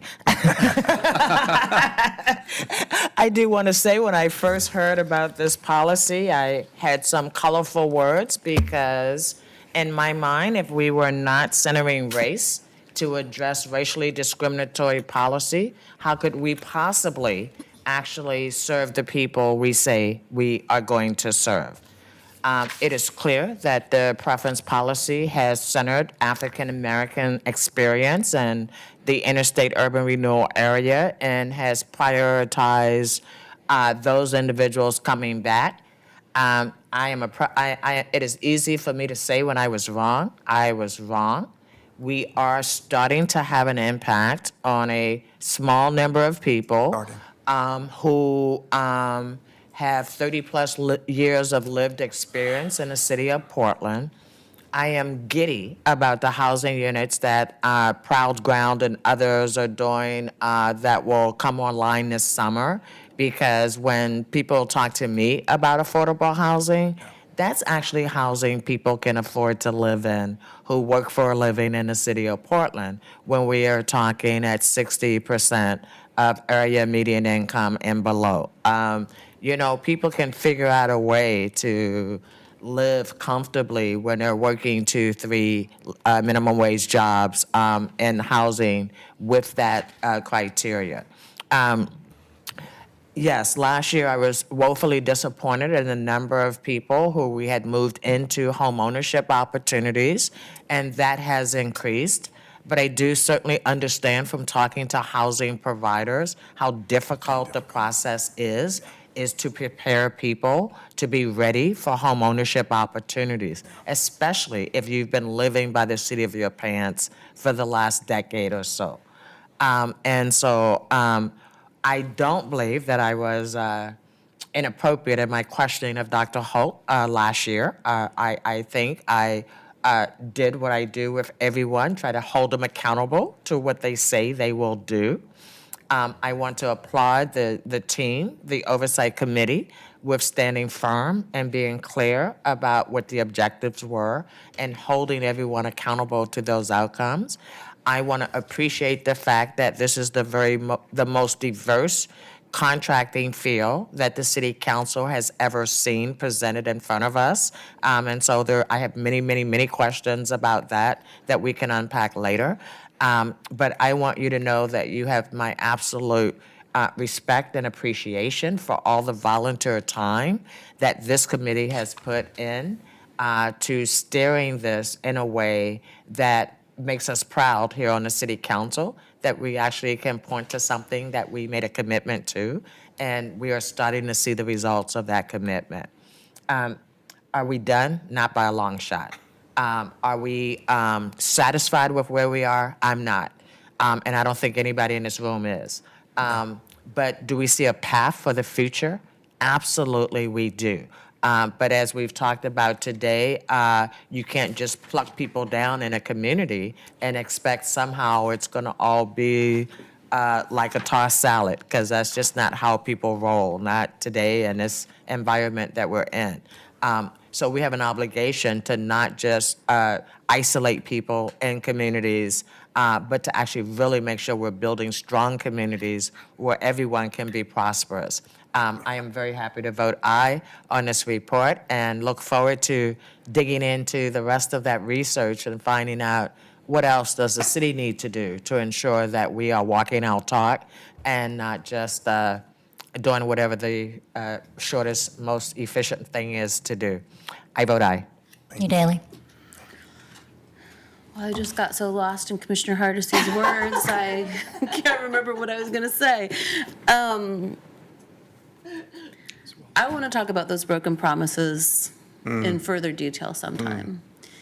And that term is perhaps a little too kind. We instituted social engineering through racist public policy for decades. And we have an obligation to remedy that, and broken promises is part of it. So I'm looking forward to that conversation moving forward. I want to appreciate the work of the Oversight Committee and of Dr. Bates and Dr. Thurber in looking at the impact of the preference policy on well-being. I'm just so fascinated by this work, because while housing is a basic need and a human right and absolutely the right place to start, it's not enough. We want to know that people are actually better off, that their quality of life is improved, that they're able to build wealth, and that they're headed towards a healthier, more vibrant future, not just that we've stuck them in a box in the neighborhood of their choice. As always, I want to thank Bishop Holt and Leslie Goodlow. I feel like it's been a long time since I've seen you, so nice to see you again, for everything you've done for the Northeast Housing Strategy and continuing to guide council through this important work. I vote aye. Wheeler. Well, I hope former Commissioner Dan Saltzman is watching. Last year, I think all of us were very disappointed with the results, and I don't think it was because of anything that the committee was doing or anything the Housing Bureau was doing. It was just a very radical idea in its conception. And I liked to tell Dan Saltzman, despite his best efforts to appear otherwise, he really is a radical at heart. And this is one example of where this was a new idea. It was a fresh idea. It was an out-of-the-box idea. And along with my colleagues last year, as we were looking at the results into year 4, frankly, we were wondering whether it was ever going to amount to much of anything. It was not living up to its promise. But boy, what a difference 1 year has made. Dr. Holt, thank you for your persistence and your leadership. And I will extend that to the entirety of the Northeast Oversight Committee.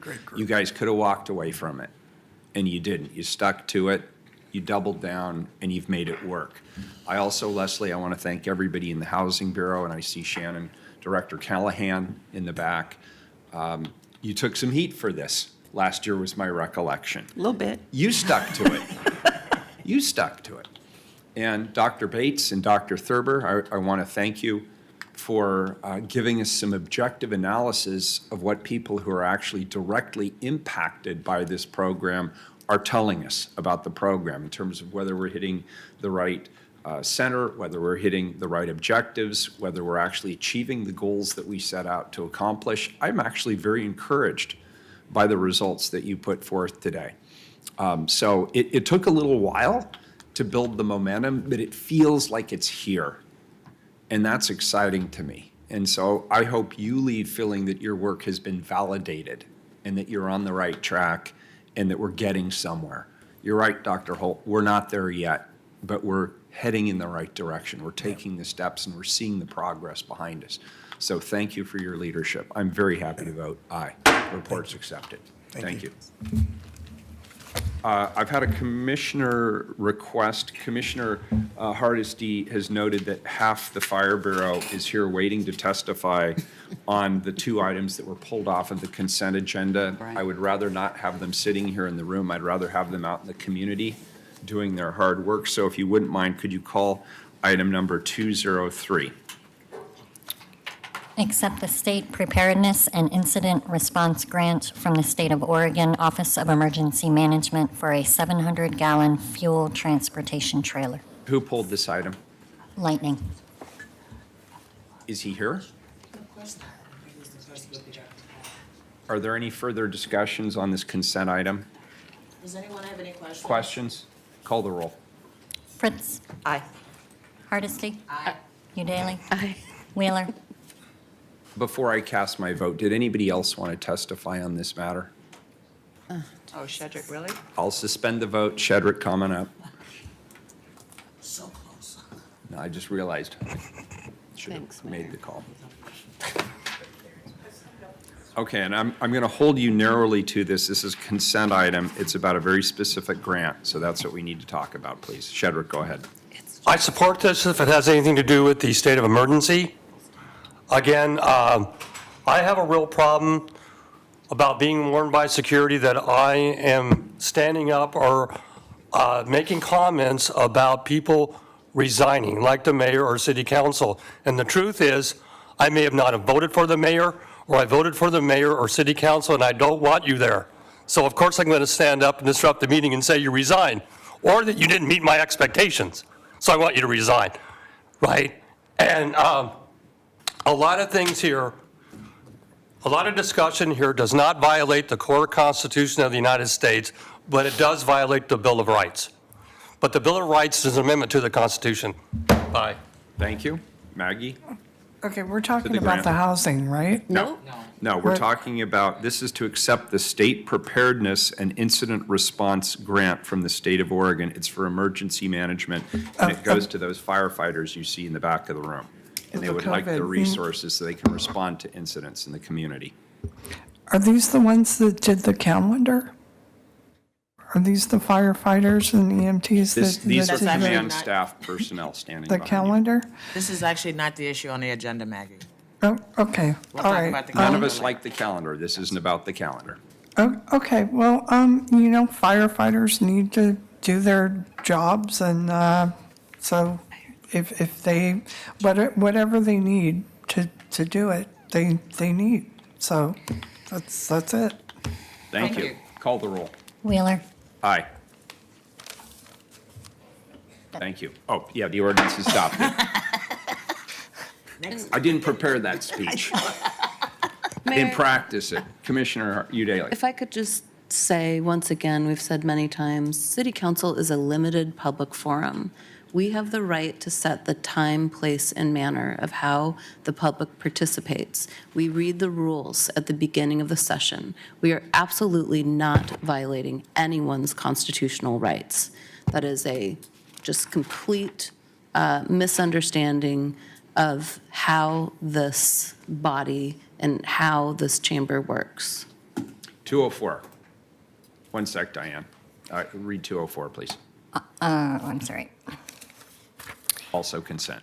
Authorize application to the Department of Homeland Security through its Federal Emergency Management Agency for a grant in the amount of $330,000 for technical rescue trainings and $1,300,000 for station source capture exhaust system for a total of $1,630,000. Any testimony on this item?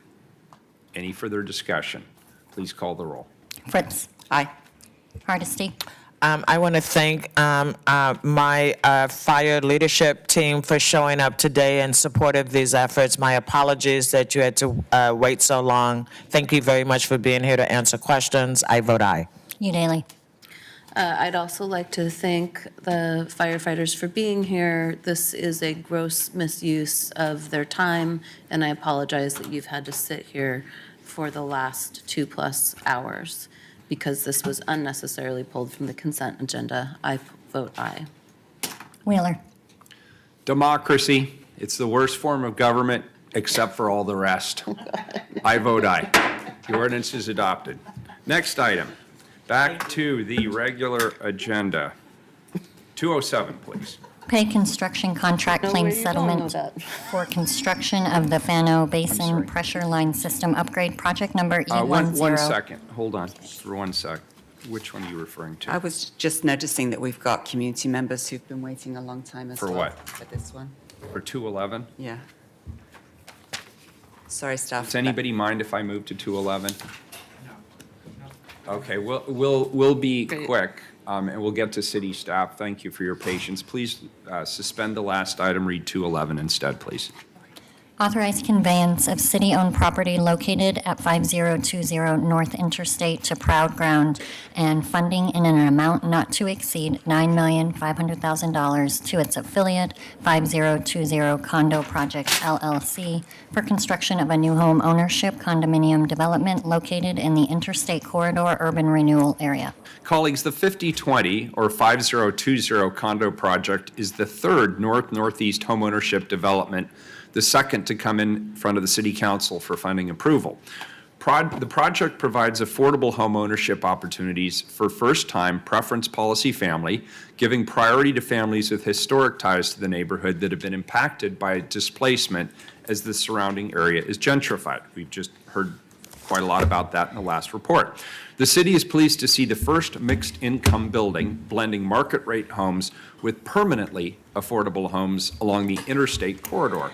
This project not only provides stable housing in a high-opportunity area, but offers families the ability to participate in the equity increase of their home and to create wealth for the next generation. We're pleased to see how this project contributes to the overall northeast housing strategy, which we just heard about. Good afternoon and welcome. Do you want to kick us off? Shannon Callahan, Director Callahan of Portland Housing Bureau. Hello. Good afternoon, Mayor. Nope, not quite yet. Good morning, Mayor. I apologize. We somehow do not have our beautiful PowerPoint available for us. I'm just going to have to talk to you. But we love PowerPoints. It's actually a very short and beautiful PowerPoint that Commissioner Udaly will watch it later. that then I'll shows share it you with the rest of what you. the building is going to look like. So we do want to highlight just a little bit of that, and if you'd give us just a second, we'll pop that right up. Yes, that's it. Thank you. We appreciate it.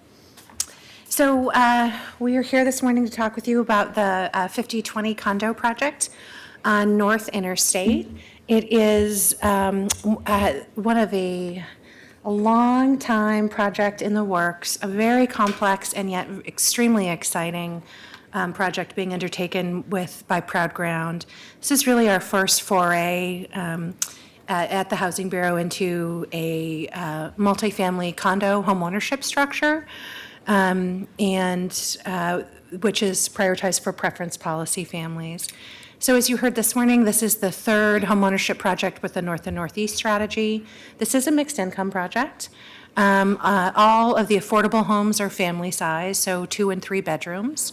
The building itself, we estimate, will house approximately 218 people. And we expect construction to commence later this month and open early next year. The project itself is located on wonderful transit line on the interstate in Alberta on the Max. 19 of the units, up to 19, will be available for families who make as low as 35% of median family income, which is an incredible undertaking to get families into homeownership at that income level. There'll also be up to 17 units for between households at 60 to 80, and then 4 units between 80 and 100% MFI, as well as 24 market rate units. And this will be an Earth Advantage Gold building. This just really illustrates the layout of the design of the project itself from an aerial view, and then all of the other funding partners that come together to make projects like this possible. Homeownership can be even more challenging than a rental project because one of the main subsidies we rely on for rentals is a low-income housing tax credit that's frankly not available to homeownership. So it takes more from a lot of different funding partners to make these projects even possible. And so this morning you'll be approving, or we're asking you to approve, before I turn it over to Diane, an amount of funding not to exceed $9.5 million. I will say that we don't anticipate all of these funds remaining in the project. Because of the unique nature of a home ownership project, we're also providing something that we've never done before, which is a construction loan to the project to help make sure that the project has the funds they need to develop, and then, of course, will be paid back upon sale. We're also asking for something that is unusual as well, which is an ability to add up to $1 million from this funding into the project to better align the homeownership opportunities to the families that come through the preference policy. We would hate, of course, to create units at a higher income level if that's not the families that we're seeing. And so some of the creative financing we've been working on is a way to solve for that, so we can meet folks where they are as they come off the list and make sure that the families that we've prioritized as a city have the best shot as homeownership as they can. So with that, I'd like to turn it over to Diane And Lynn. before you turn it over, Yeah. I'd like to ask one quick question for clarification. The home ownership units, and maybe I should have been waiting for Diane to answer this one, now that I think about it. What's the range that those units will sell for? Diane, we have that for you, What are the but price points right in front of me? I may. I will tell you that I have a lot of materials right in front of me. Let Well, me see I if know it's I can 60, give you. 80. Let me see if we can answer that for you. Okay, okay. Exactly. And before Diane. I we'll let you leave do and it, the Diane. whole thing breaks down into chaos. What happened? We can provide Just a you, small question. Commissioner Hardesty, we can provide you with a complete breakdown of the estimated price points.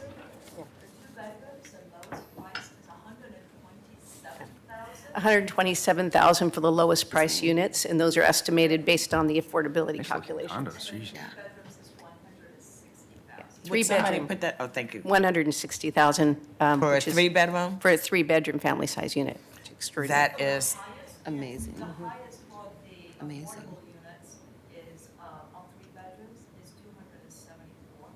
I thought I thought it was, yeah, more like Could you say that into the mic, 274,000 for the highest three-bedroom units. And there's only a few at that level, thanks to the $1 million of additional subsidy to bring down those price points. And then what is the market rate? If I'm buying a condo at market rate? Jill, do you want to just We come up for a actually, second? let me try to, we actually do have a appraisal on all the market rate units. And just as an example, the one-bedroom market rate unit would go for about $260,000. So quite accessible, actually to You know, those average families. dollar amounts really does clarify who it is we're attempting to provide correct. homeownership opportunities for, and I am very appreciative. I gotta say, I'm giddy about this project. I don't normally play favorites, but I'm really, really giddy about this one, and so I'm gonna shut up now and let you do your thing. Thank you. But you Mayor- don't necessarily have her vote. That's right, that's right. I recognize Don't that. assume that. Until the process has worked its way through.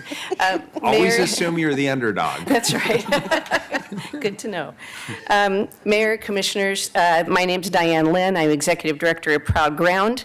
In the spring of 2017, Proud Ground reached out to Habitat for Humanity Director Steve Messinetti, who's here with me today, to begin to build a team to respond to the Portland Housing Bureau's NOFA for a condo project at 5020 North Interstate in the heart of the Northeast community. The vision for this project is inspired by Proud Ground's commitment to equity and our experience working to pair low and moderate income families with affordable homes as part of the African American Alliance for Homeownership Collaborative that we were part of. Through Proud Ground and Habitat's unique partnership, the condominium units will be affordable to families that fall, again, as you've heard, as low as 35% of median income, up to 80, with only a few at the 80 to 100% median income, and those are three-bedroom units. With this project, Proud Ground hopes to give families a viable opportunity to reestablish their neighborhood roots through first-time home ownership, which is hugely stabilizing for families. Proud Ground has assembled a diverse team of development professionals who have deep experience in creating homeownership in Northeast Portland for displaced families of color. Development partners include Carlton Hart Architecture as our architects, LMC Construction as the general contractor, the extraordinary team at the Housing Development Center as a development consultant. It's a nonprofit team. And Gina Woolley, who is with us here today. She's right here, my right-hand person on this as the owner's rep for this project. She brings over 40 years of experience in the community and development. That's right. The majority of these firms were selected and are NWESB certified with track records in working with community stakeholders and have been committed to hiring minority-owned professionals and subcontractors. We'll be showing you results in that area. Representatives of these businesses, most of whom would love to have been here today because of timing, we have just a few, but they are with us and have been extraordinarily committed to this effort. This is your implementation team. They're committed to breaking new ground on a development that, as Shannon Callahan just said, is somewhat challenging for homeownership development. Proud Ground has leveraged the city's resources with about $2.6 million of funding from Oregon Housing Community Services LIFT funds for the first time in Oregon history, Metro's Transit Development Orient grant program, Enterprise Community Partners, Meyer Memorial, Oregon Community Foundation, and Collins. We have nearly confirmed, and that will have a lot to do with your decision today, a construction loan by Heritage Bank, who's been an extraordinary partner on the project, thanks really in part to the mezzanine loan that PHB offered for this project. Changing zoning code led to the inclusion of 25% active use on the ground floor, adding another additional element to the building, including a community space strongly requested by the Neighborhood Association. We are here today to ask for your support for the city's role in this project, the conveyance of land, the mezzanine loan, the $6 million of construction loan that will remain in the project to ensure the units stay affordable to residents for generations to come. Building this 64-unit, family-friendly, mixed-income, energy-efficient, transit-oriented, state-of-the-art intentional community where at least 40 of the units will stay permanently affordable designed for families who were displaced or at risk of displacement, will create a legacy in this community. I know. Proud Grounds Board. I think you forgot something, but I'm not- sure I Yeah. did. There are many more elements. Proud Grounds Board and our staff has contributed extensively to this effort. Our team will be providing listing services as a brokerage in kind to, in addition to the deference of most of the developer fee for this project at this point in time. Thanks to the team of professionals, critical partnerships, and funders, we feel confident, even in these uncertain economic times, that this project will be a showcase for homeownership development into the future. I want to thank you all for your support, and if you do vote today to support this project, we would so love for you to join the celebration for groundbreaking in early April. Excellent. So if we vote But against only it, we're if not you invited. vote. You're not invited if you don't. No pressure. And very happy to answer your questions, but I defer to my colleague, Steve Messinetti. Thank you. Hi, Steve. Thank you. Steve Messinetti, President and CEO of Habitat for Humanity, and I'd say it's truly an honor to be a part of this Northeast strategy work, and especially to be in partnership with Proud Ground on this project. This really is a unique project, the first truly mixed income, multifamily condominium development in our city.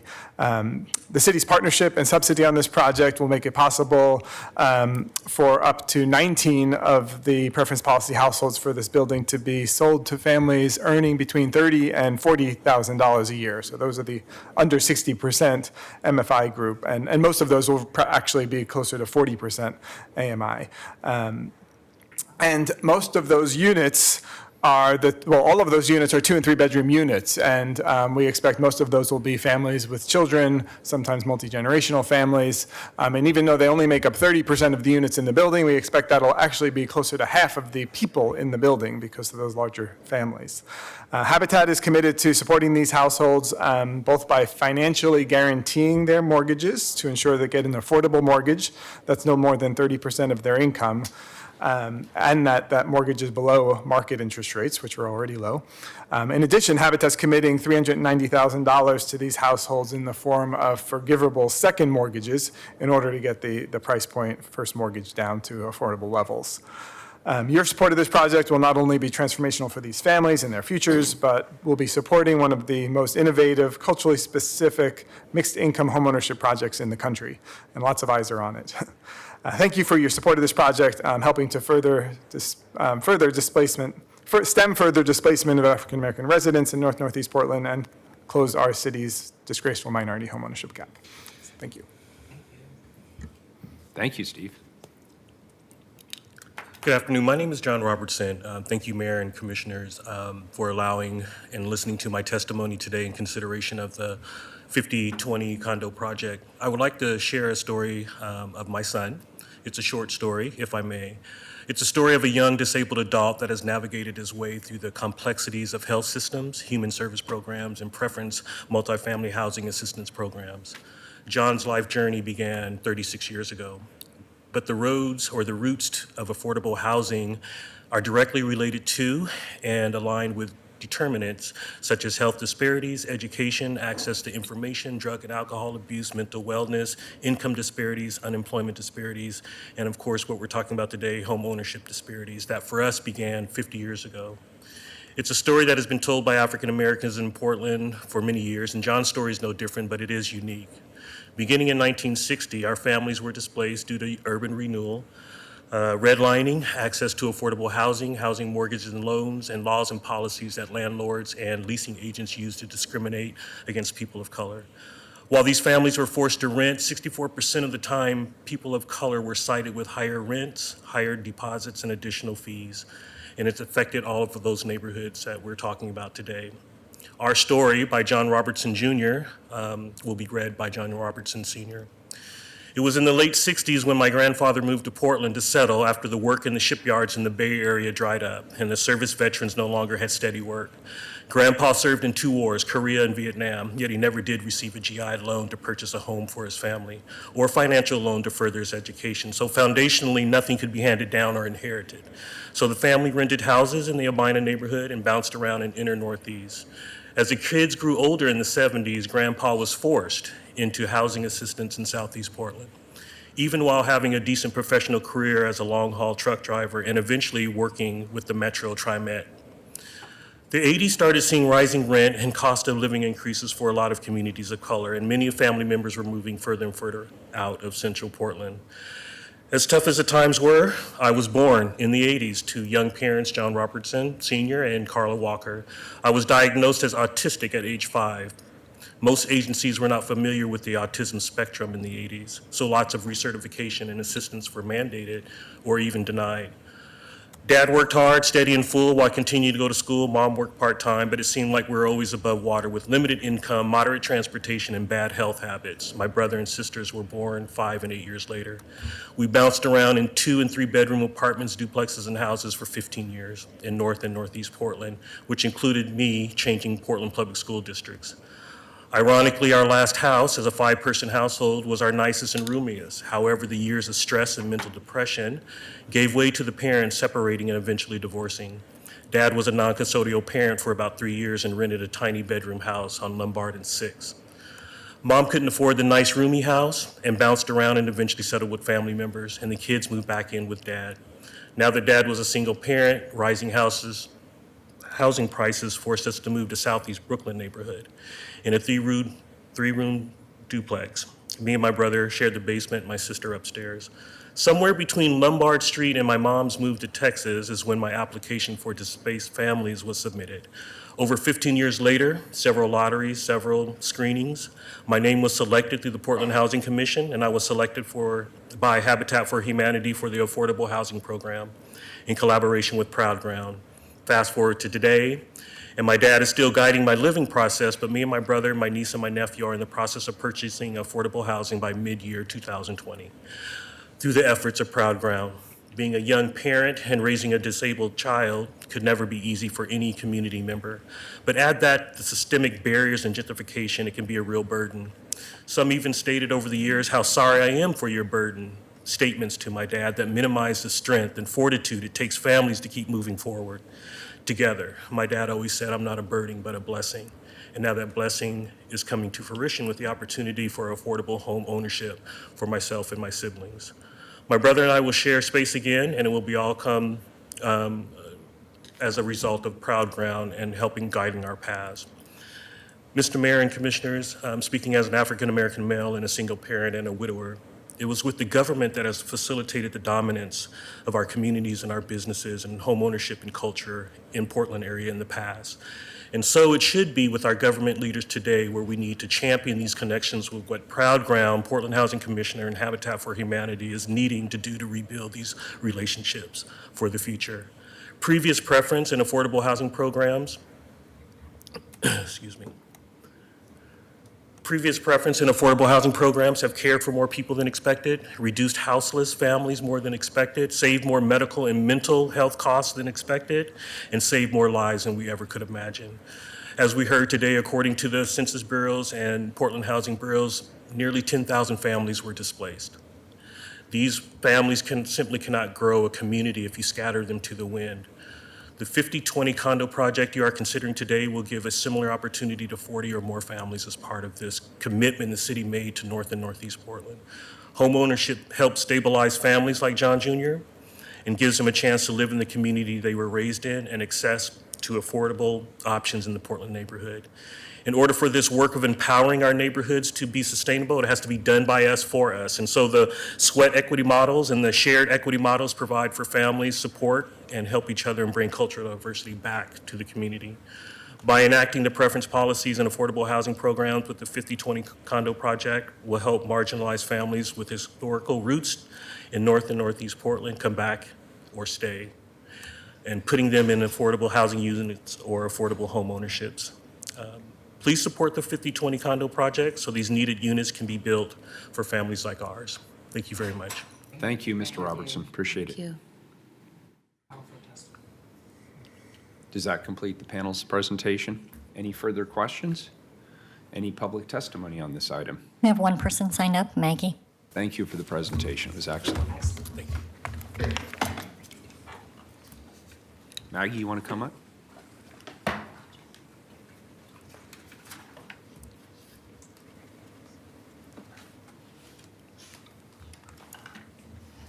Hi. You can't go back and undo past injustices, but you can go forward and deal with current injustices. But I would like to say one thing that all those things are important, but one thing is really bothering me. It kind of like, okay, people were displaced and they're screaming to get back into these old places that were redlined, just like Chicago and New York.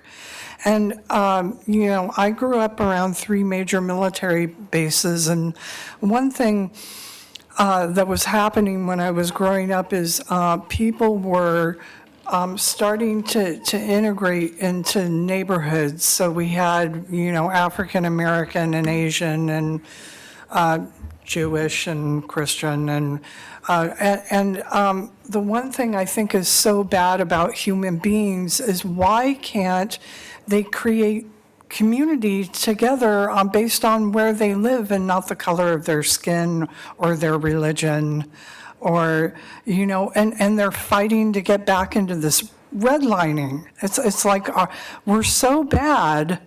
We're such a horrible creature that we can't just go, oh, here we're all in this neighborhood together, and we're all different types of people, we're all different genders, we're LGBTQ, we're we're immigrants, we're everything, and now back to redlining, and that's what's kind of been niggling at me about this. And are we doing any studies about people that are integrated into communities that were traditionally white, and how are they doing there, and are they creating community, and can they create community together? Commissioner So Hurst. That's kind of Maggie, what's been bugging me. Thanks, I really appreciate you saying that housing by itself does not create community, as you well know, right? Right. And yes, wouldn't it be wonderful if we all started from the same place, right? If we just all showed up in the same neighborhood. I show up here, and even though this place is a country club, I'm saying homeless people are part of the community. I just can't imagine why anybody would call this place a country club. I have much higher standards for country clubs than city council, right? Don't know about the pool? No, nobody told me about the pool. Or the cocktail parties, the secret cocktail parties. But Maggie, I hear you. It is not community members who are displaced, who are stressed out. It is not their job to build community, right? When people are trying to survive, we should not have the added burden that is their responsibility to reach out to folks that may or may not be welcoming them into their neighborhood, right? So while I appreciate what you're saying, I think you have to deal with the emergency, and then it's like, okay, so how do we build community where we are, right? We can't undo the past, but we can set a standard for the future. Thank you, Maggie. Thank you. Any further discussion? This is an emergency ordinance. Keelan, please call the roll. Fritz. Thank you, Mayor. I suggested that we move this up in the agenda, partly because I noticed our nonprofit leaders and others sitting in the audience, and partly because it did seem to follow on so well with the previous presentation. We sometimes say it's my honor to vote for something. In this case, it's my responsibility to vote for this. And thank you so much for your moving story, and congratulations that your son is going to be a homeowner, and your family is able to show that you have been survivors and that you're going to be able to move forward. And so I'm very grateful to you for coming to explain in your own personal experience why all of this matters. So thank you very much for all of your work, everybody. Thank you to the Housing Bureau. Mayor Wheeler, aye. Hardesty. I want to add my appreciation to both Director Callahan, the staff at the Housing Bureau, and the incredible community partnership that's been created with Proud Ground and with, I'm forgetting, with Habitat for Humanity. Thank you. I'm old, right? I get those senior moments. I like forget what I'm saying in mid-sentence. This is the kind of project when we talk about housing that people can afford to live in, this is the kind of project that I think about, right? This is my vision. This is what I think we don't do enough of. And I know how difficult it is to fund projects that are outside of the box, that are visionary, that will have a long-lasting impact. And so I just want to applaud everyone who made this deal happen. And I am very proud to vote aye in favor of this. And I hope this isn't the last time we see creativity like this as we continue to address the crisis that is housing in our community. So thank you all. I vote aye. Hugh Daly.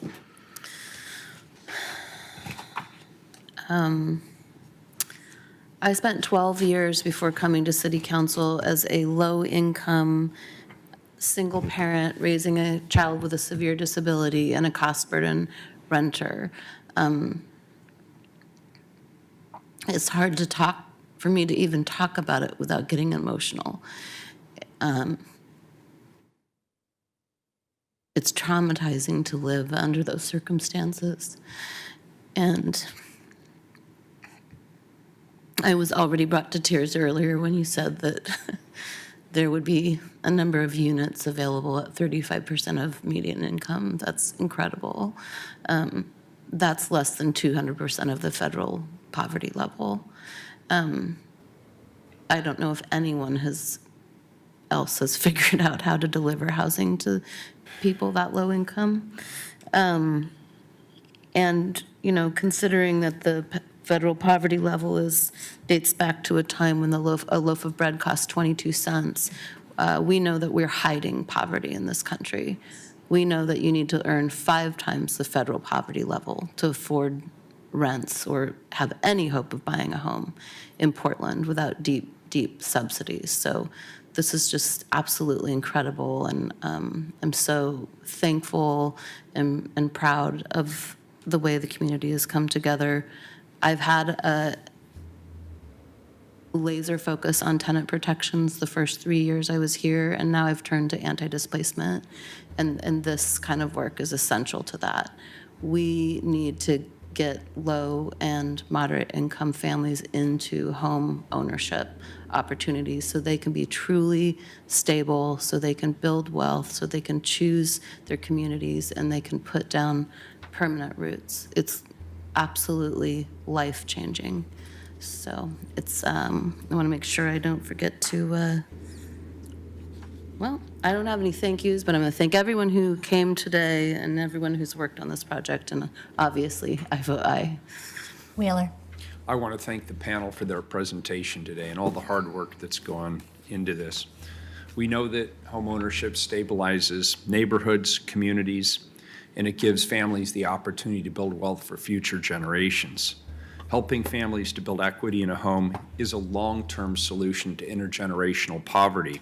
But the opportunity to purchase a home, unfortunately, is currently out of reach for many Portlanders, and there continues to be a deep and, quite frankly, a persistent disparity for communities of color in particular.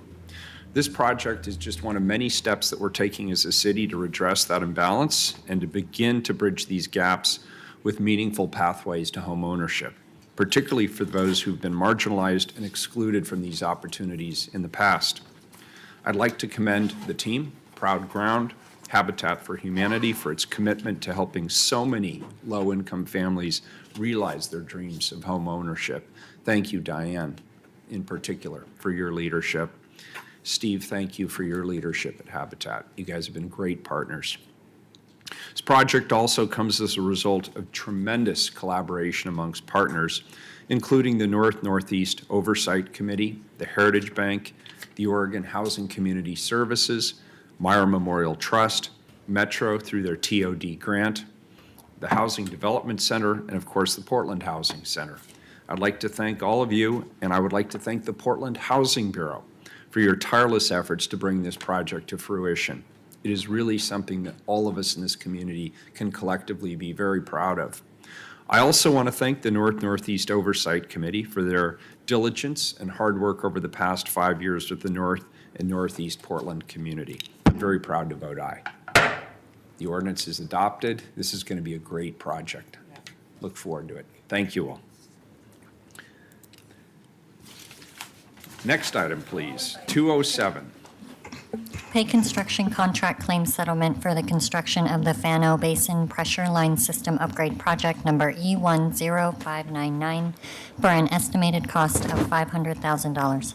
Colleagues, the Bureau of Environmental Services worked with a contractor on a large-scale project in southwest Portland's Fano Creek Basin. This ordinance would authorize a settlement with the contractor, which was reached after working with the city attorney and a mediator.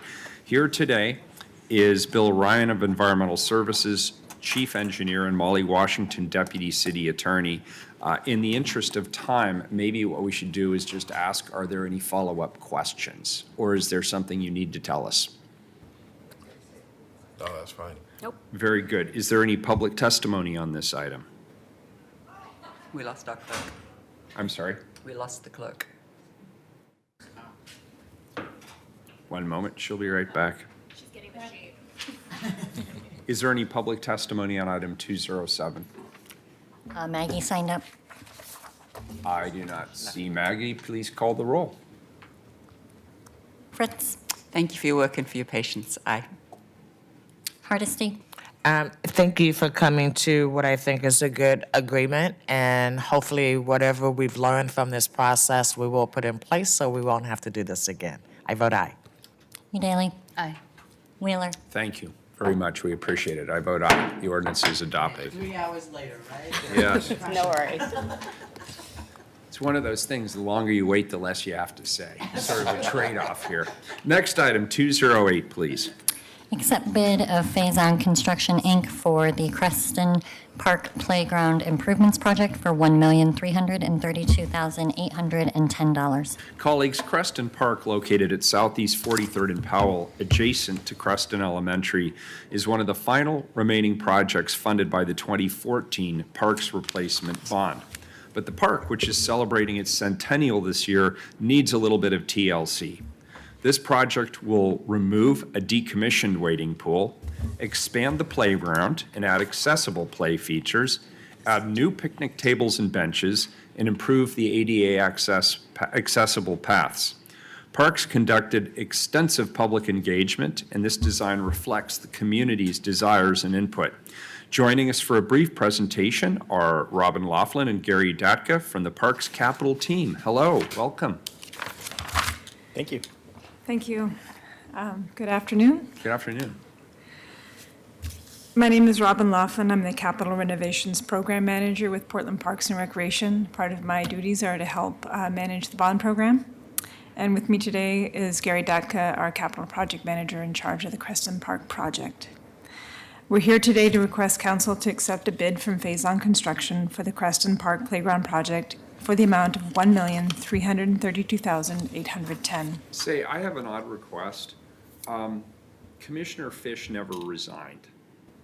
Can we make sure his name appears on materials like this, please? Absolutely. Thank you. Absolutely.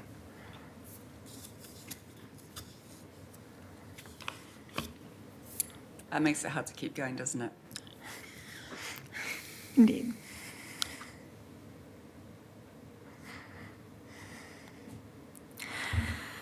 The Creston Park project is part of the 2014 Parks Replacement Bond Program that was generously passed by voters who approved the $68 million bond measure to address critical park needs without increasing tax rates.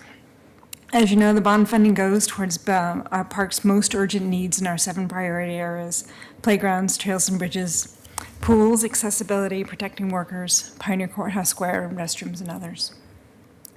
This project fits into the playgrounds theme and we'll be renovating the existing defunct playground. It is the 9th playground renovation that we've been able to make in our city as part of this program.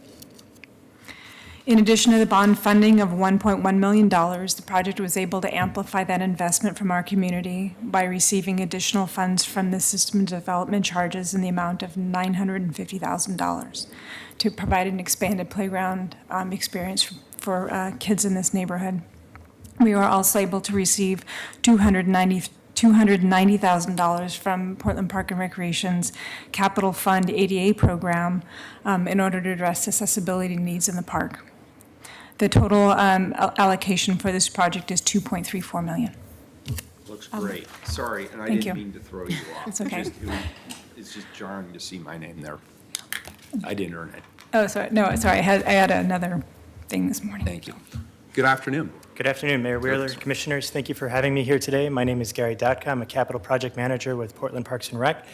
I'm here today to discuss and give a brief overview of another great parks replacement playground project. I will discuss its location, neighborhood characteristics, current conditions, and the public process that we went through to arrive at the design. I will also discuss some of the details of the improvements this park will bring. Creston Park, located in southeast Portland, generally at southeast 45th and southeast Powell, is a community park in the Creston-Kenilworth neighborhood and is adjacent to Portland Public Schools' Creston Elementary. This map shows the park location just west of Foster Road and south of Powell Boulevard. The park serves 2 census tracts split by Powell Boulevard within its half-mile walking distance or 15-minute walk boundary. Based on past combined census data, the population served is typical of Portland's race and origin characteristics, with 83% reporting as white, 6% reporting Asian, 5% Hispanic, and 3% African American or Black. Acquired by Portland Parks in 1920, Creston Park is a developed and pastoral 14.5-acre park featuring a play area, tennis courts, restrooms, public picnic areas, outdoor pool and a pool house, a parking lot, and decommissioned wading pool. The park boundary shown here in the red box. The playground is located towards the southeast corner of the park with the main access from the south at Southeast Francis. The renovated playground and picnic spaces will also provide a much-needed improvements for this park, which receives heavy use by an active neighborhood, and accessible pathway improvements will create ADA-compliant paths of travel, access to other major assets within the park. Installed in the early 1980s, the post and platform play structures and wood play equipment, few swings, are disjointed play components that are spaced too closely for kids to make a play circuit and create a cramped space for unprogrammed physical play.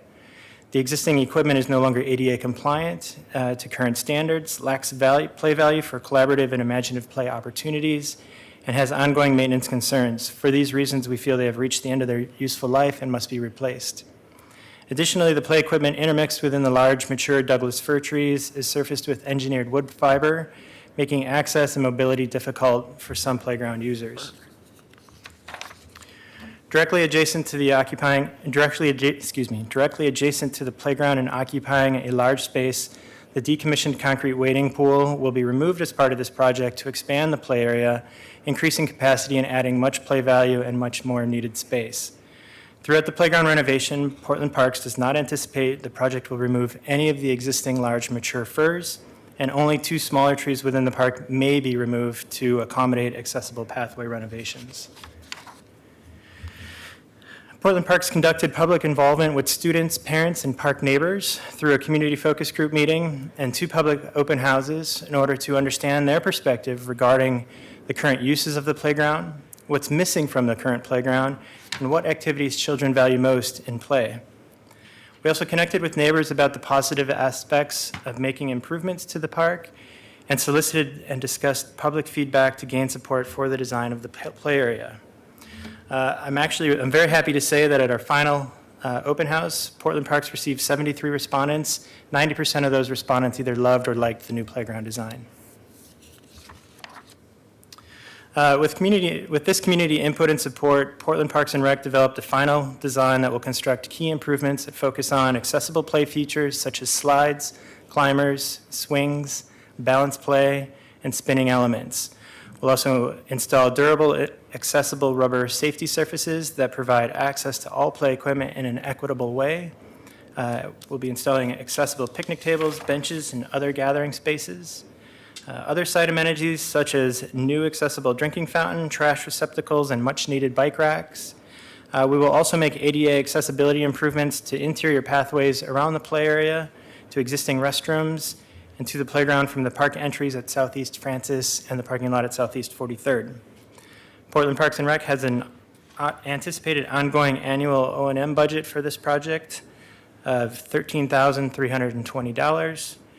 And the design consultant team led by Mayor Reed Landscape Architects, utilizing a Portland Parks on-call contract, supported 74% of the contract fees to WBE businesses, an additional 8% to DBE businesses, 3% to ESB businesses, totaling 85% of the $178,000 contract fees. Commissioner Hardesty has a question. Thank you. As I look at the subcontract opportunities, there was only 9.34% that were co-bid certified, and then 41.99% of the subcontracts were from non-certified subcontractors. But there's no demographic breakdown for the 41.99% that are non-certified. And so I'm also curious as to why we're only not even halfway to the goal for certified firms. If I may, I'll respond to your question when I present the procurement piece. Okay. Gary was speaking to the design contract alone. Okay. And I can address that a little bit after my final slide, because we do have some thoughts on that. Okay. Commissioner Fritz has a question. No. No? I was just noting that with the completion of this, and Commissioner Fritz had a huge hand in the She did, 2014 yes. Parks Bond. This is sort of the last commitment that was made under that bond, was it not? There will be one more after this. Which is the one after? This will be Gabriel Park. When will The- we hear about it? Soon. We hope this summer. That'll be a fully inclusive play area, and we are super excited about that. That's great. Can I ask you sort of a strange question? You may not have the exact answer, but when we designed the play structure, we're trying to make it accessible, and obviously we're trying to make it fun. And so this is sort of the latest, greatest. You said that kids tend to play in a circuit. There's also opportunities for engagement. And we're using the latest designs that kids themselves say they want to play with. So, this is sort of what modern kids want to see, right? But what's the age group that we look at when we're thinking about designing the play area? Obviously, you have to think about little teeny tiny kids, and you have to think about older kids. What's sort of the age range that we think about? I think it's a really good question, and it's something that we talk about with our public meetings quite a lot. Typical play equipment goes in age ranges of 2 to 5 and 5 to 12. But I'd say in all of my public experience or public engagement experience, one of the things that most neighbors ask for is play opportunities for older kids, the preteens, the teenagers, because it's one of our hardest age groups to include, especially in a playground. A lot of those ages don't go to playgrounds specifically, but we know that they go with family members or other caregivers. So I think that's where we need to allow for expanded playgrounds with SDCs to allow more of that runaround space, more social areas, whether it's social circles of rocks, where kids can come together and hang out. But it's also about, sorry, Commissioner, it's also about allowing the younger kids to learn from those older kids and how they play. So really trying to make valuable experiences for older kids that younger kids can also learn from. And then one last question. Could I just comment on that, yeah, though? please, yeah, you bet, Commissioner I Fritz. know that you've been to Gateway Discovery Park and you are impressed. That playground, I think, exemplifies how it's designed so that all users can use it and all ages are interested in it. Two of my favorite memories were two maybe 10 to 12-year-olds sitting underneath one of the rocks having a nice little conversation. And then the other one was there's an adaptive swing there, and there were two teenagers sitting back to back on the adaptive swing on their cell phones, but swinging merrily back and forth. So it's an example. If you design it so that everybody can figure out how to use things, or in particular, if there isn't a single way to use something properly, Right. kids will figure out ways to use it. I gotta tell you, that's still my favorite park on the planet. So no pressure, but just so you know, because I still remember the beautifully colored piano when at the entry when you walked in, and anybody who has small kids know that kids are so used to seeing signs that say "Do not touch." You know, if you break it, it's yours. Like blah blah blah, right? And the sign was just so simple in its elegance. It said "Play Me." You know, we have to give credit to Piano Push Play, which is a non-profit that we haven't had a presentation on that since you've been on the council, right. but they put them all over in the parks, and people can donate their used pianos so that we put them out there. So, yeah, we should bring them back. Well, we've got lots of partnerships. Parks has lots of partnerships that really do bring people together. Sorry, Mayor, you had one final question. No. And I just one more thing for Commissioner Hardesty. This one is an inclusive playground, but it's not an entirely accessible playground. The one in Gabriel Park, we have four. We will have four. We have Arbor Lodge, which was the first Harper's Playground. We have Cooch Park, was done now. We have Gateway Discovery Park, and then we will have Gabriel Park. So inner southeast or southeast in general is the one quadrant or area of the city that doesn't yet have it, and that's for a future parks commissioner to decide how to allocate system development charges to do that. Awesome. Thank you. Commissioner Daly had a question. Well, I just want to commend the Parks Bureau for adding another inclusive playground to our inventory. My first interaction with City Hall was an attempt to expand adapted swings across the city. My son has cerebral palsy. He has a severe physical disability. And in a typical park, the only thing that he can really enjoy doing is sit and watch or swing if there's an adapted swing. And there weren't very many back in the early 2000s. There was a concern at the time, and also I'll say our standards for accessibility are very minimal and don't lead to meaningful inclusion, which is a ramp to the playground, an ADA accessible surface, and a transfer platform on the play structure. And for a child who depends on a wheelchair or walker, that's just not adequate. I lost my train of thought. You said something. Getting old too, huh? No, I'm definitely getting old, and I'm real tired right now. Really? Why? Well, I've had one day off in the last 7 weeks. I won't mention why. But at the time, there was concern at the Bureau that if I got what I wanted, which was 50 swings dispersed across the whole city in playgrounds that were already ADA accessible and had an existing swing set, that we'd be over-serving kids with disabilities. And as Commissioner Fritz noted, everyone enjoys these features. And in fact, our accessible playgrounds are among some of our most popular, such as Washington Park and Harper's Playground at Arbor Lodge, which I was an early supporter and fundraiser for. And it can be really overwhelming for kids with significant disabilities and families to navigate spaces that are super crowded and overused. So I love that we're dispersing them now across the city. You don't have to drive as far to have accessible fun. And I hope to see this continue. So, Robin, could you please give Commissioner Udaly an update as to how many playgrounds now have adaptable swings? Because I know that most of the bond, not right now, but good. She looks like, yes, Commissioner, I'll try. Because I know that most, if not all, of the bond projects, playground improvements, we do include them. So I think that would be a good milestone for you to. I do just want to make a clarification because sometimes the words get mixed up. This will be an accessible play area, not an inclusive play area. Gabriel Park will be an inclusive area, play area, which is in the lines of Gateway Discovery Park, Harper's Play at Arbor Lodge. So this is an accessible play area. There's several different types of play experiences that will be accessible for kids that get around with wheels. There are adaptive swings. There'll be 2 adaptive swings. The spinners, you can transfer from chair into the spinner, and you can feel that. that motion.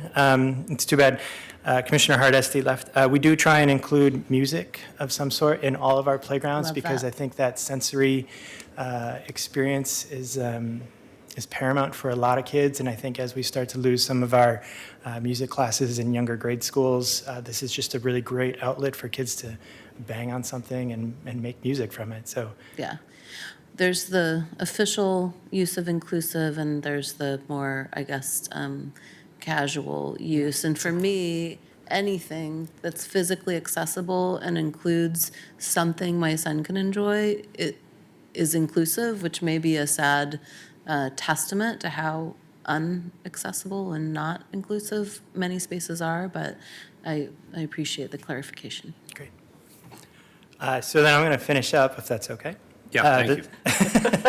We just get so excited. I mean, I'll talk about players all day long if you like. He told us to shut up so he can finish his report. Go ahead. Fair enough. Go for it. The successful bidder for the project is Faison Construction for the amount of $1,332,810. Faison is a certified M and DBE business performing 48.6% of the work. Included in the contract is an additional 9.3% of the work will be performed by certified firms, 1.9 to WBE and 7.5 to ESB. So we are here today to ask council to accept the low bid from Faison Construction for Creston Park play improvements. With the acceptance of this bid, we would proceed with construction set to begin yet this spring, and we anticipate being completed by this fall. I'm happy to answer more questions. And I think in response to Commissioner Hardesty's earlier question, my recollection is that Faison Construction is a minority contractor. They are, So the prime yes. contractor is minority. I do also just want to add, so Faison, I worked with them at Glenhaven Park. I'm happy to have them on this project. They've already had some discussions with me about ways to get those numbers up. It does mean changing out some materials that we're not typically using at parks. We've tried to standardize a lot of our materials so that maintenance considerations are easier for us. So in order to switch out one product, we do need to do a little bit of back-end work, but that would be an excellent way of bolstering that number, and that was brought to us by Faison. So I do want to say that they are cognizant of that.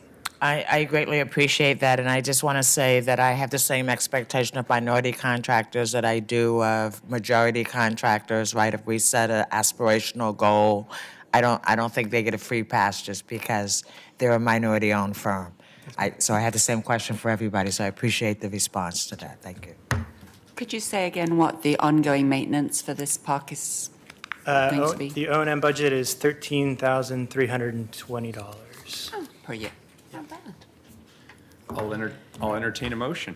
Move to accept the report. Second. We have a motion from Commissioner Fritz, a second from Commissioner Udaly. Any further discussion? Please call the roll. Fritz. Thank you for your work on this. You know, you summarized the community process. This was not an easy community process. And the fact that you got to near consensus at the end is a testimony to that. It actually wasn't a very easy project internally either, because there were some fairly strenuous discussions between urban forestry and recreation and the bond project, et cetera. And yet you were able to work it all out. So thank you so much. Thank you, former Director Mike Abate, Interim Director Kia Selly, and current Director Adina Long for their support of this bond process. Robin, you've done amazing work throughout. You all have. I feel really happy with how it turned out. And as we had some discussions yesterday with the park staff as far as next steps for funding, it's really clear that when you do what you're saying to do, what you say you're going to do, as was in the previous discussion, if you make a promise, you keep a promise. And we have kept our promises on this. And I'm extremely happy to go around the city still and see them all with happy families, just enjoying your great work. So please say thank you to all of the park staff for this. And also, again, thank you to Commissioner Fish and his staff for continuing up the project. I know that there are some final things that he has planned to get done that you'll be announcing in the future, as well as the amazingly good work that's so necessary on how do we provide ongoing sustainable funding for parks, both for construction, maintenance, and operations. So I appreciate my colleagues recognizing that when you bring on new facilities, starting a few years back, we said that, yes, we are going to maintain them, we are going to add to the budget, and so I appreciate that we're going to be doing that. Aye. Hardesty.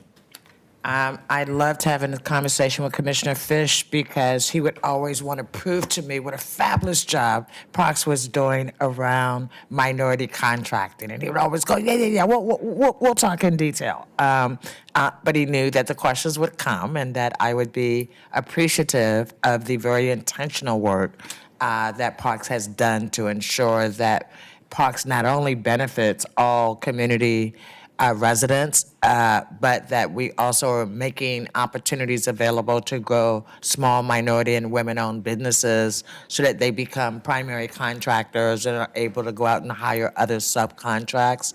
And I think Parks has been a model in helping us achieve those goals. So want to be very clear, I'm very grateful for the work that you've done. I can't wait to see the conclusion of this bond and to see what vision we have moving into the future, ensuring everyone has access to the beauty that our parks make up. I vote aye. You, Daly. Well, I'm just going to say ditto to all the thank yous that Commissioner Fritz already enumerated. I also have a hard time talking about Commissioner Fish without getting emotional. I will say that he took a particular interest in the challenges that I faced as the parent of a child with a significant disability, and I feel like he really quickly integrated that into his thinking, not just about parks, but about bathrooms and other issues that he had a hand in at the city. I will say that I'm thinking about summer vacation and travel with a child who has complex health needs and mobility challenges is very difficult and very expensive because I have to bring 1 or 2 helpers with me, and air travel is not really feasible, and I have to have a specialized van. And although I'm in a position where I can afford that, most families like ours can't. And it's just yet another reason why these parks are so vital. So I'm excited to visit it. I think we're going to do a summer parks tour of all these accessible and/or inclusive playgrounds. And I better start working out now for those lifts and transfers. I'm happy to vote aye. Wheeler. Well, I want to thank everybody who's been involved in this at the Parks Bureau. I, of course, want to thank Commissioner Fritz again for her long-standing leadership and really pushing this forward and carrying that 2014 Parks bond. And Commissioner Fish was doing a fantastic job with the Parks Bureau. And I appreciate his work and the work of his staff. And all the folks who had anything to do with this. This is just great. It's one more of those great spaces where people can come, they can see themselves there, they can feel welcome there, the community can engage, kids can play. It's the best of all worlds. I'm happy to support it. I vote aye. The report is accepted. Thank you. Next item, we have 2 more. We'll try to be as quick as we possibly can here. 209, please. Authorize a temporary interfund loan not to exceed $200,000 from Portland Parks and Recreation System Development Charge Fund to Pittock Parking Lot Capital Project Fund to provide interim financing for parking meter installation. All right, we have City Treasurer Bridget O'Callahan and City Debt Manager Matt Girock here today. Can you give us a brief presentation? We'll get you on your way. Good morning, Mayor Morning. and Commissioners. For the record, my name is Patty Tighe. I'm Principal Debt Analyst in the Debt Management Division. Unfortunately, Matt Girock and Bridget O'Callahan had other engagements today and Thank you. couldn't be here, but I will I'm take their reading old place. notes. I apologize. The purpose of the legislation we're bringing to you today is to authorize an internal loan to pay startup costs of the Pittock Mansion Parking Project in an amount not to exceed $200,000. Given the relatively small cost of the project, conventional financing is not viewed as a viable financing option. So Treasury and Debt Management are recommending that an interfund loan to finance the proposed project be put in place with city resources as the funding source. The Parks Director and the City Attorney have approved the use of the Parks System Development Charge Fund as a temporary funding source for the parking project, with the understanding that the funds will be fully repaid with interest no later than June 30, 2024. The interfund loan interest will accrue at the city's investment portfolio rate and will result in no lost earnings to the System Development Charge Fund. It's expected that the interfund loan in the Pittock Mansion parking project expenditures will be included as part of the fiscal 2019-20 spring budget monitoring process. So with that, I'll be happy to answer questions. I've got Victor here to answer questions on the specific project. Thank you, Commissioner Hardesty. Thank you. Is the Pittock Mansion a commercially sound investment today? Victor Sanders with Portland Parks, just for the record. I don't have that information for you. Right now, Pittock Mansion is managed by Pittock Mansion Society, one of our nonprofit partners, and so they collect the revenue for that facility. So who's going to collect the parking revenue if we put parking meters in, and why are we doing that? Yeah, so let me step back a little bit. This project began in early 2019 under Commissioner Fish. We started to look at different park sites that were having serious issues with I shouldn't say overuse, but with traffic and access issues. Pittock Mansion Society approached us at that time and indicated that they had done some studies to show that in 2009, about 150,000 people visited the mansion and the grounds, and today it's about 300,000. So that's double the number of folks that have been at Pittock Acres Park and Pittock Mansion in just 10 years. So they were experiencing a lot of significant public safety and traffic and congestion issues inside the park facility. So under Commissioner Fish, we approached the society and said, let's work together on this problem, and worked with the neighborhood, the Hillside Neighborhood Association, and the Hillside neighbors to help develop a solution. So over the last few months, what we've been doing is working with those neighbors and the society to help come up with a long-term solution to help create a sustainable trajectory for the park itself. The funds that will be raised for the parking project would stay 100% inside the park, similar to what we do inside Washington Park, where all of the money is reinvested back into the backlog that we have inside the park right now. There's about 14 capital projects that are waiting for funding, which represent about $3.6 million in overall investment that needs to be made. Primarily, many of those are access-related: roads, sidewalks, parking areas, lighting. So what we're looking to do with this project is advance the parking action plan. And so parks would collect that revenue, and it would stay with parks in order to reinvest it using those capital investments and shorter-term maintenance, seasonal maintenance, and ranger coverage inside the park. And how do we benefit from owning the Pittock Mansion and not actually owning the Pittock Mansion, right? Yeah.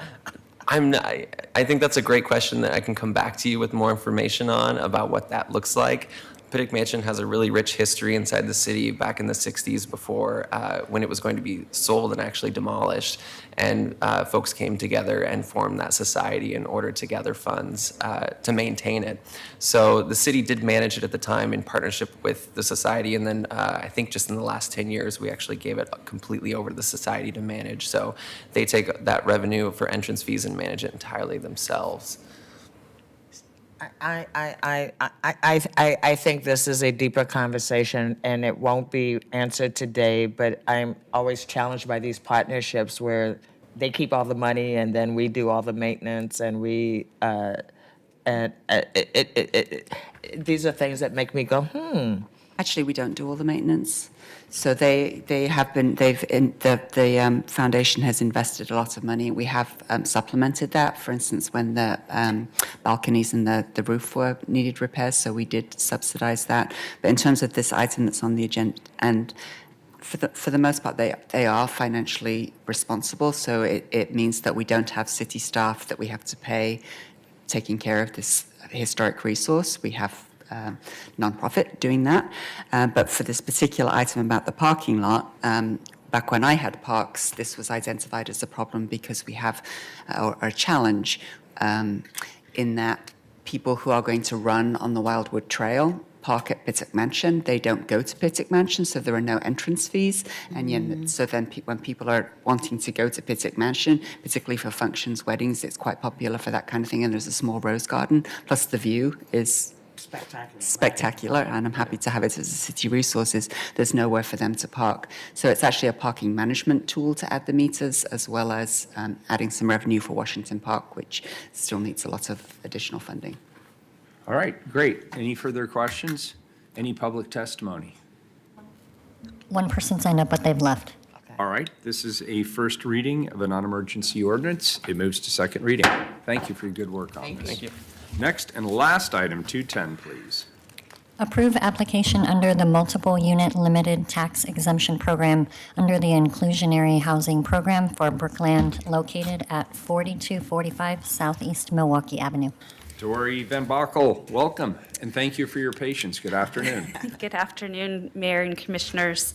The Multiple Unit Limited Tax Exemption, or MULTI program, is one of the financial incentives provided to inclusionary housing projects that choose to make units affordable rather than paying a fee in lieu.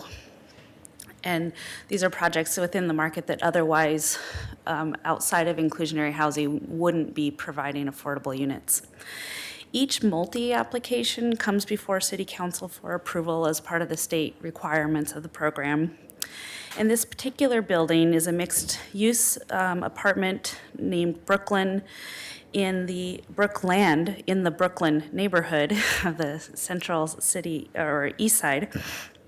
There will be 160 units, with 6 of them affordable. Those 6 units have been reconfigured through one of the options of the program to be 3-bedroom units. So all of the affordable units are 3-bedroom units and will be restricted at no more than 60% of median family income. So that involves both the rent and income maximums for folks living in those homes. In addition to the 10-year tax exemption provided by this program, the project through inclusionary housing will also receive reduced construction excise taxes and system development charges for those affordable units only. The total tax exemption for these 6 units over the 10-year period of the tax exemption with the 99 years of affordability will total about $74,000 or about $1,300 per year per unit of that 10-year period. I'm happy to answer any questions. Any questions on this item? Any public testimony on this item? One person signed up, but they've left. Anything else for the good order? Good of the order. All right, please call the roll. Fritz. Thank you for your usual good work. Aye. Hardesty. Thank you. I love seeing these projects at 60% MFI as compared to 80%, because I think it helps more people that way. I vote aye. Daly. Thank you. Aye. Wheeler. Appreciate your patience, Dory. I vote aye. Ordinance is adopted, and we are adjourned.